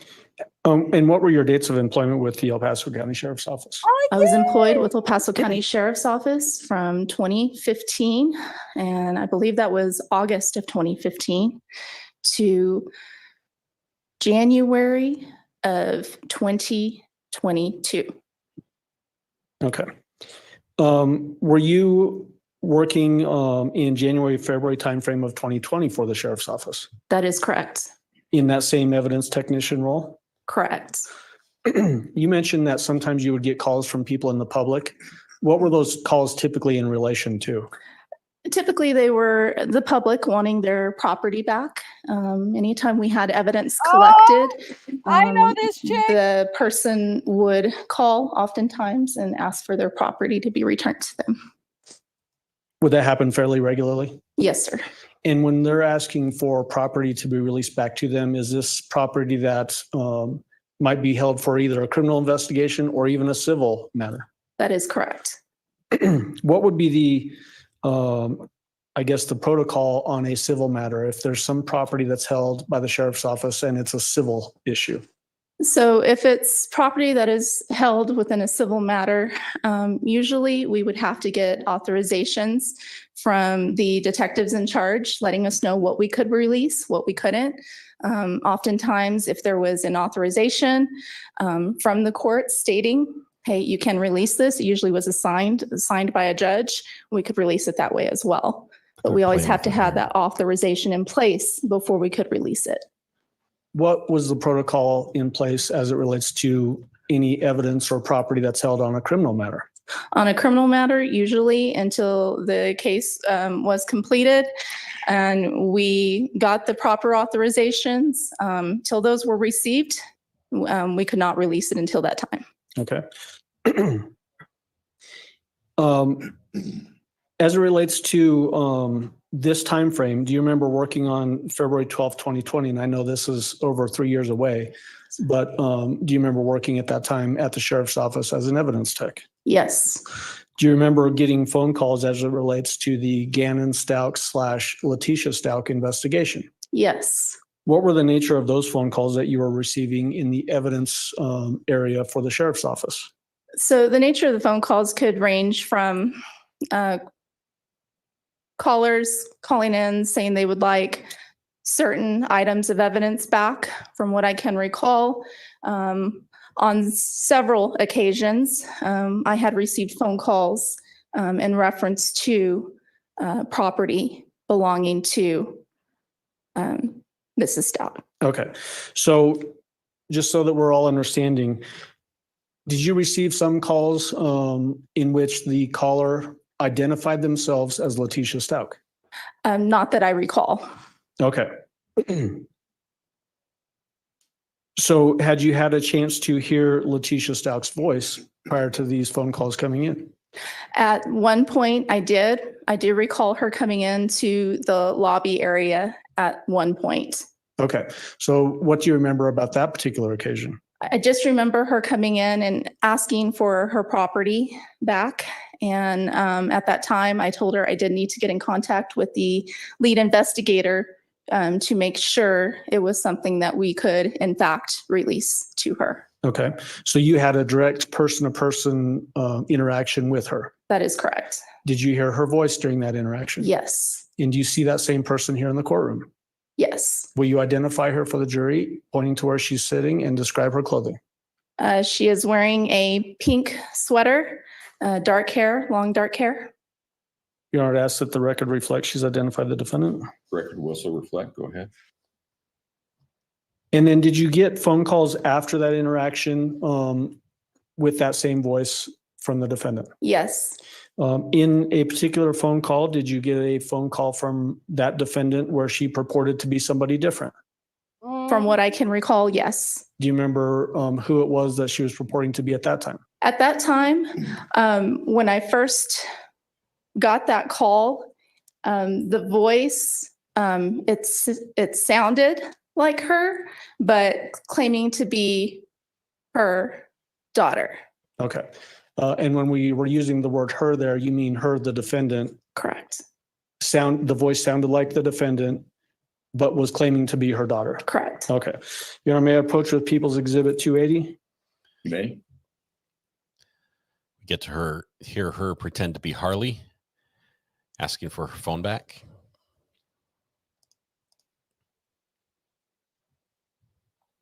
Showing you what's marked as People's Exhibit 280. Is this a recording of that phone call that occurred on February 12th, 2020? Yes. Is it a fair and accurate representation of that phone call? Yes. Okay. Move for admission of People's Exhibit 280.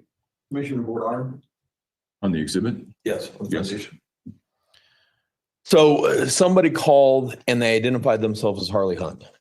Correct. Have you ever spoken in person to Ms. Hunt? Before? Yes, before the phone call. Yes. If what I can recall from 3 years ago, I remember her coming into the lobby area. Miss Stauch or her daughter? Mrs. Stauch. Okay. Had you ever spoken to her daughter in person? No. So you don't have a foundation as what her daughter's voice sounded like? No. And how much her daughter's voice may sound like hers? No, sir. I'd object to the foundation. There it is. Overruled. I think it goes to weight, not admissibility.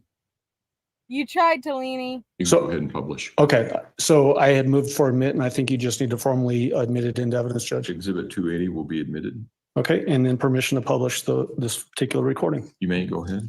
You tried, Tortellini. You tried. She wants her phone back. Office evidence, this is Chris. Yes, I was So that first voice that we hear, is that your voice? Correct. New phone And then that again. second voice, whose voice is that? Based on your knowledge, Based on my knowledge, Mrs. Stauch's. the defendant. Correct. Okay. Look at Letecia. earlier. I think you might have been busy or something, so I waited to call back for a little bit. It's okay. Sorry. What time did you call? I just called you like maybe 15, 20 minutes ago, and you said, hold on. No, that wasn't, there's four of us working here, so that wasn't me. Yeah. I was like, oh, I don't recognize your voice. You were busy. Okay, so I'm trying to find out about some contents of mine that was in a car. So my book bag, which had a lot of my social security card, birth certificates and stuff that was in a car that's still impounded. And I just want to know. Yes, They sure. gave me the purse one day out of it, but how can I get a book bag? And I need my MacBook for school. Your MacBook. Okay. What is your name? Harley Hunt. You bitch. Harley Hunt. And do you have a case number so I can look it up?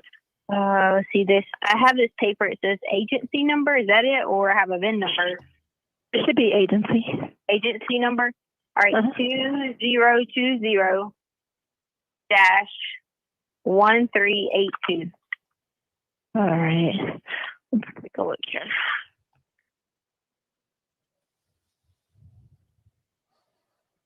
Hey, Lisa, I know.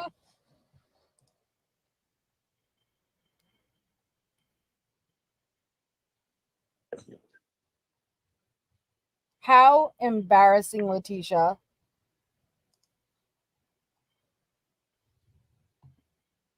Excuse me. Excuse me. Thank you. Thank you.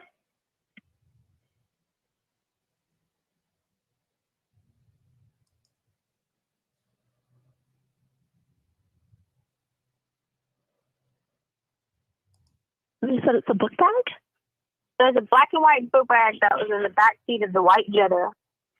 And it has like my passport, my social, my birth certificate, my dog paperwork, my MacBook. Okay. Let's see here.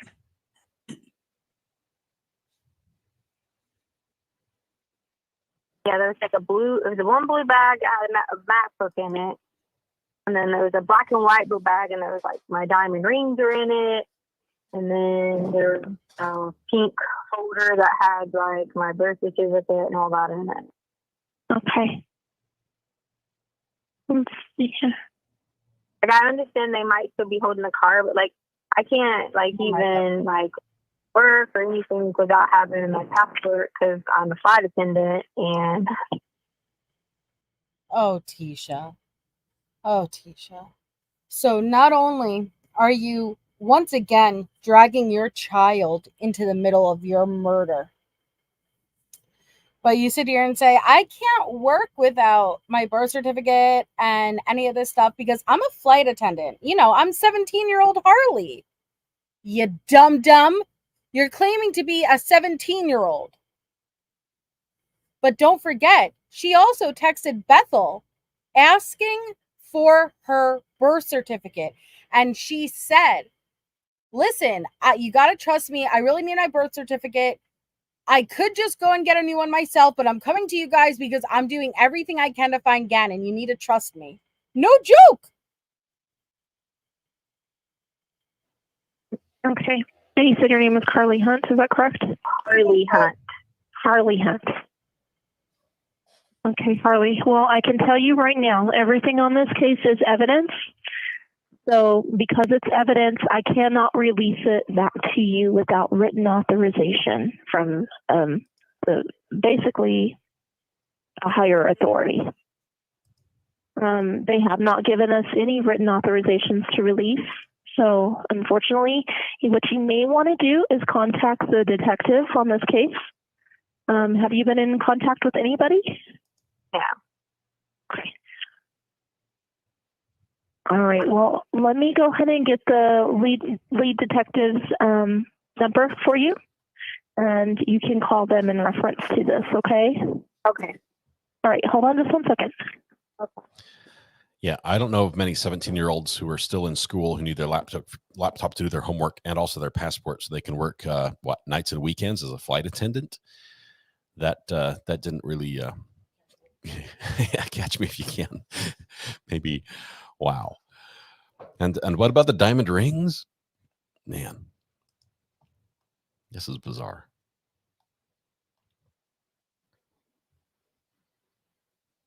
I don't think she's capable of feeling embarrassed. I wish she did.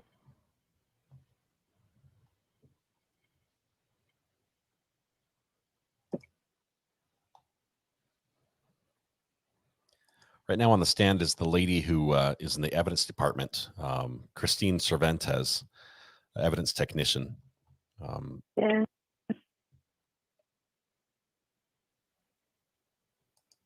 And she's taking the call where Letecia is asking for stuff that was confiscated from the car back. And she's seeing if she can release any of it. And so far, it sounds like she can't. So we're hearing Leticia's version of events as to why she should get the stuff back.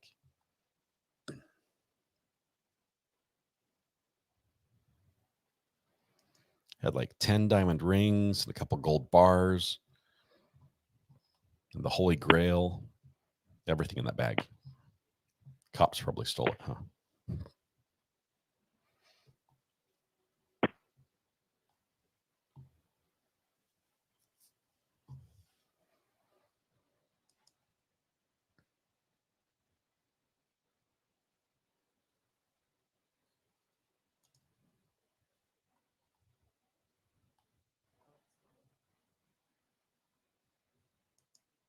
Oh, absolutely, Chezzy. I don't know Their go bag they confiscated. where she was gonna go, but it was thoughts, definitely.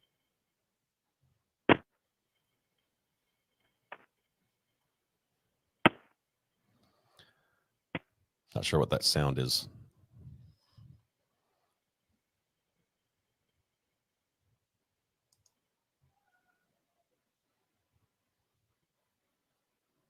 So what else is in the book bag? Wrong answers only while we wait. Winning lotto ticket, Royal Jewels collection. Okay, Harley? Yeah. Okay, so that's going to be Detective Bethel. And her desk number is going to be... Oh, she knows it. 520-72. Okay. 91. Okay, thank you so much. You're welcome. Have a good day. Bye. She knew exactly who Ms. Cervantes, did it seem odd to you also the comment about it being a flight attendant? I'm sorry, repeat the question. Yeah, did it seem odd to you when the caller requesting the information back, I guess, relayed to you that they were a flight attendant? Yes. Overruled. What was odd about that? Just the fact that her daughter being young, the age, I thought you kind of found it odd to be that age and a flight attendant. Okay, perfect. Thank you. That's all I have. Cross-examination. Highly improbable. Do any of the jurors have any questions for Ms. Cervantes? No? All right. Thank you, ma'am. You may step down. Thank you. Okay. Prosecution, call your next witness, please. Called Detective Michael Bauman. Okay, so that was a fun one. Let's see if we get some more recordings in here.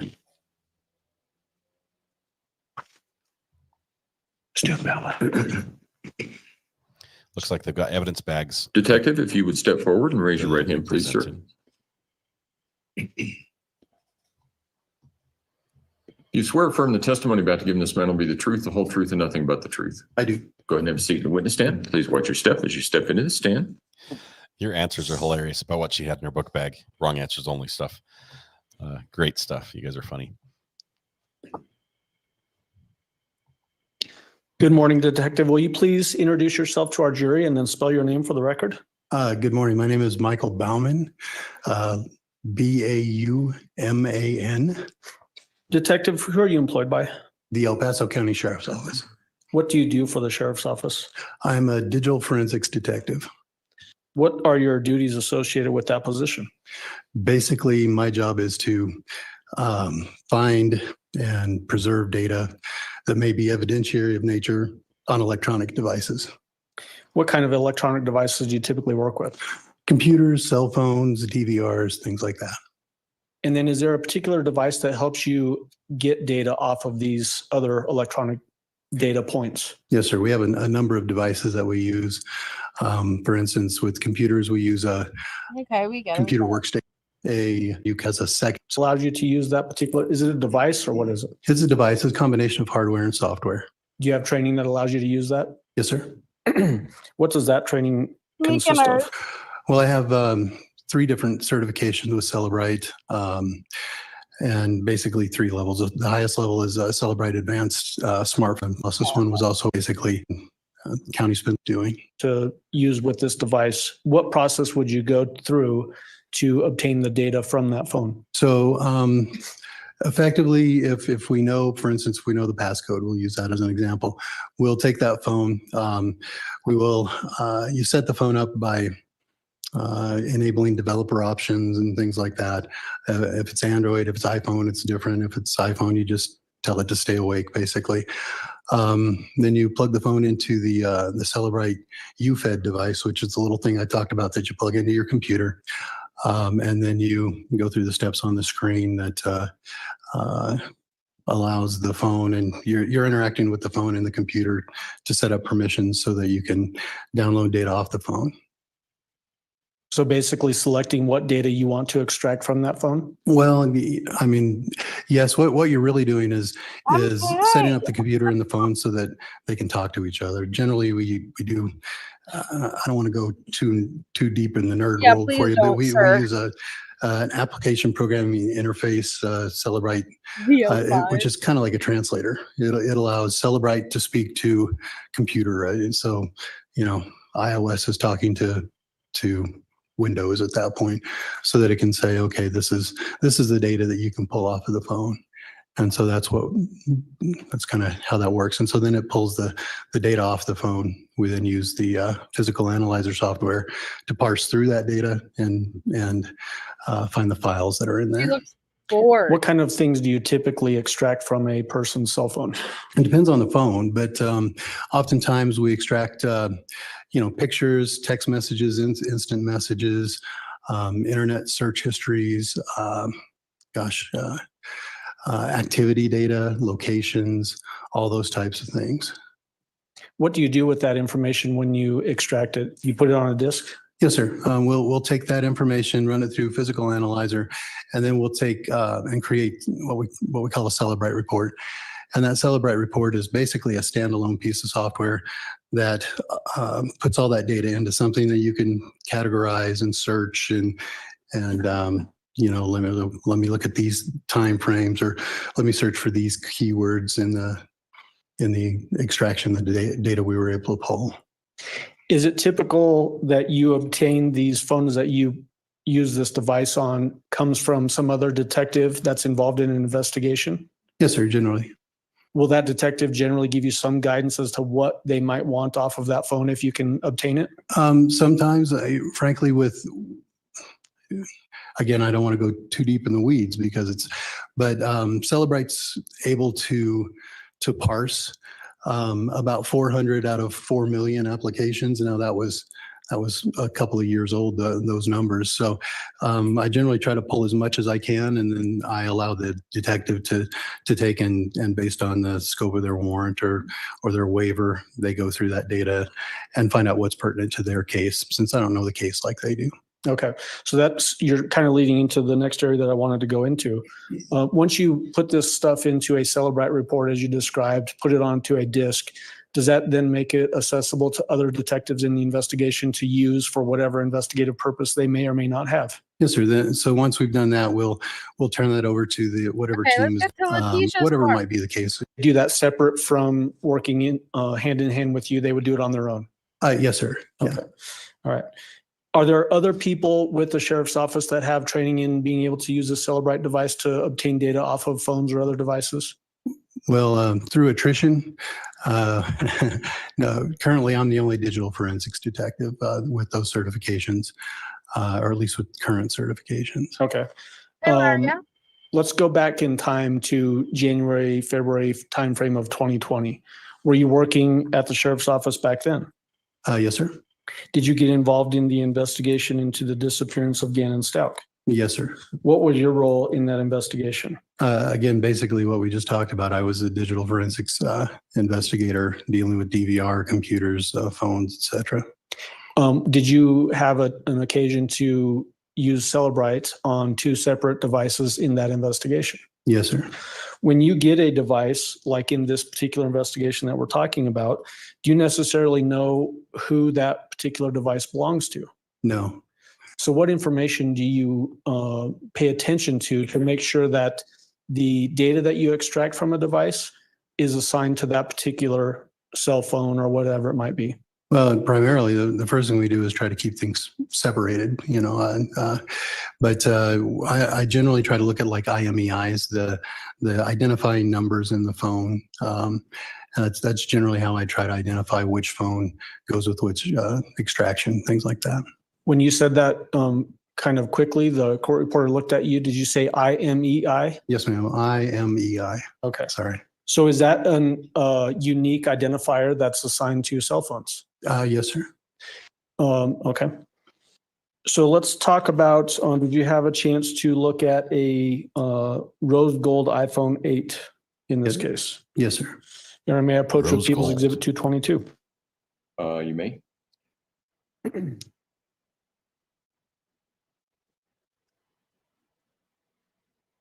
Look at her. If you could just look over People's Exhibit 222, and when you're done looking it over, will you let me know?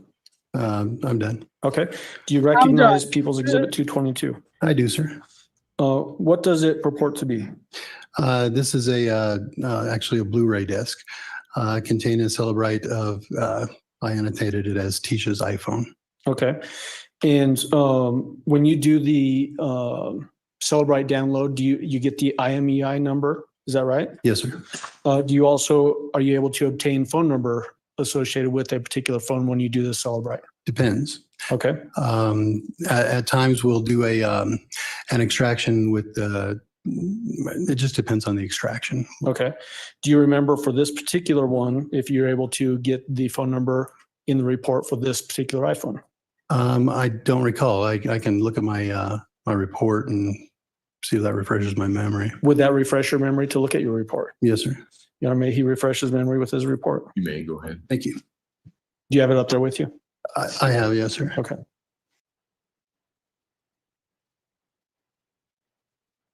And so that the record's clear, you're asking for the phone number that's identified with this Celebrite extraction, right? That's right. Yeah.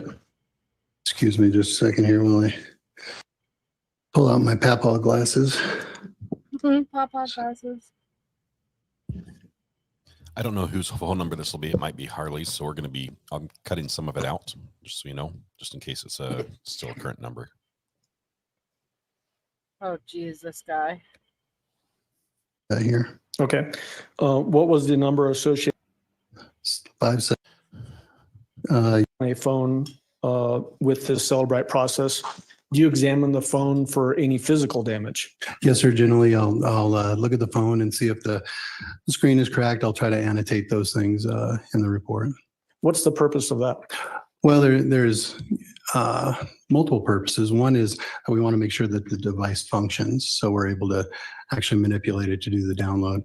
The other thing is that we also want to make sure that we're showing the state of the phone when we receive it, so that down the road we can show that the phone's still in that same condition, that we didn't damage the phone or something. Hi, Susie. Did this particular phone have any physical damage or defects? Do you mind if I look at my report? Would that refresh your memory? Yes, sir. There are some. May you refresh his memory with his report, Your Honor? You know. Thank you.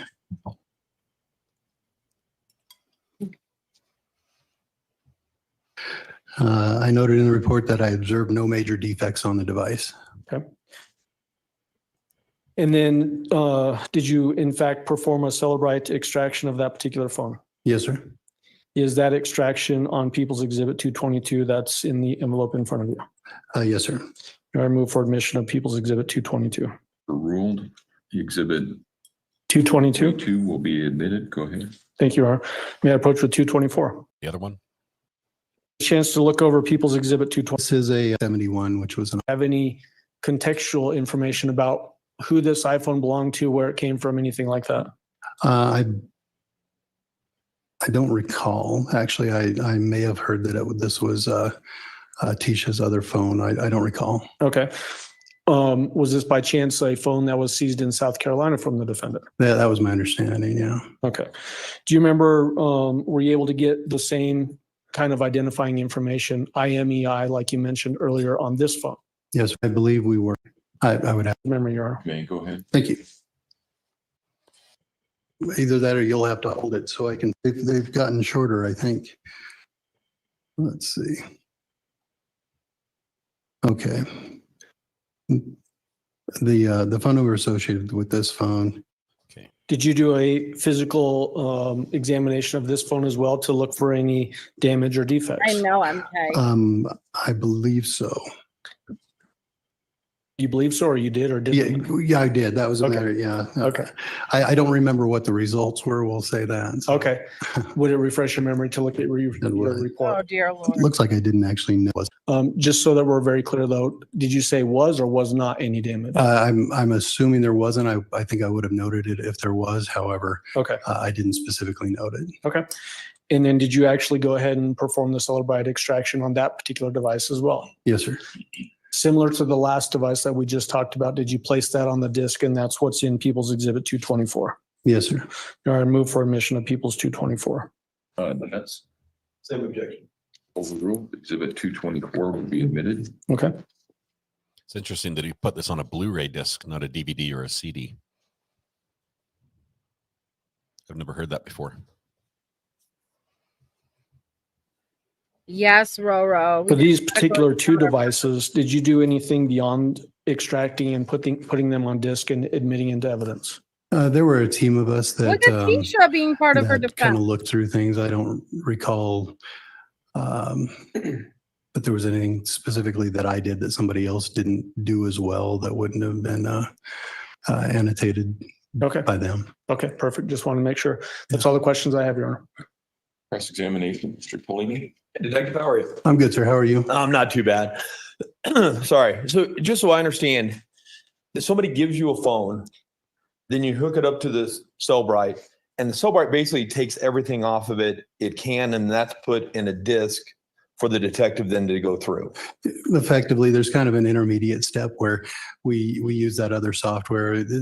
There's the UFED software, which actually pulls the information, and then the physical analyzer software is a second piece of software that actually goes through that information and turns it into something that people can read. And then I create the report from that. Okay. Yeah. But I mean, as far as like the information that is being taken from the cell phone by Cellebrite, that's not contained by any dates or any other parameters. That would be up to the detective who does the search. Correct, because Cellebrite doesn't, it would be kind of like if you had a self-driving car and you only taught it to recognize stop signs. You wouldn't want to trust that car to drive you around town because it doesn't know the rest of it, right? Sure. And so Cellebrite knows 400 out of 4 million applications that it knows how to sort through. So we pull as much as we can so that we have the ability, if we need to manually sort through the other things, if that makes any sense. I mean, the Cellebrite will basically pull years and years. If I've had a cell phone for 5 years, it would literally, it possibly pull 5 years worth of text messages. Maybe more. If you had pulled that information, if you had pulled information from another device over to your phone at some point, you say you're all the way back to whenever Android started, so yeah, that's how that would work. So. Okay. Thank you, Detective. Absolutely. Redirect. No. Do any of the jurors have any questions for Detective Baumer? No? All right. Thanks, sir. You may step down. So I'm going to try to show the data. Prosecution, call your next witness, please. Yes, Sergeant Kurt Smith. I believe that's him in the light colored shirt leaning forward on the back row. At least that's my understanding. Sergeant Smith, if you would step forward and raise your right You hand, please, must sir. not know my history, diving out. Do you swear affirm the testimony about to give this man will be the truth, the whole truth, and nothing but the truth? I do. Go ahead and have a seat in the witness stand. Please watch your step as you step into the stand. He has notes. He came prepared. You all situated? Yes, sir. Good. Good afternoon, or good morning, I should say. Will you please introduce yourself to the jury and then spell your name for the record? My name is Kurt Smith, Kurtsmith, and I'm a sergeant with the El Paso County Sheriff's Office. How long have you been with the Sheriff's Office? Since 2006. What is your current assignment with the Sheriff's Office? I'm currently the sergeant of the Major Crimes Unit. What are your duties associated with that assignment? We investigate homicides, officer-involved shootings, kidnappings, major felonies, I currently oversee 7 detectives who lead those investigations. So that jumps into what I was going to ask about specifically as a sergeant. What do you do? And is it basically overseeing those detectives in their investigative efforts? Yes, we manage their caseload.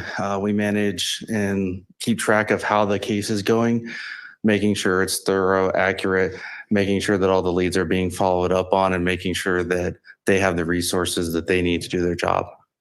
What was your assignment with the sheriff's office back in January 2020?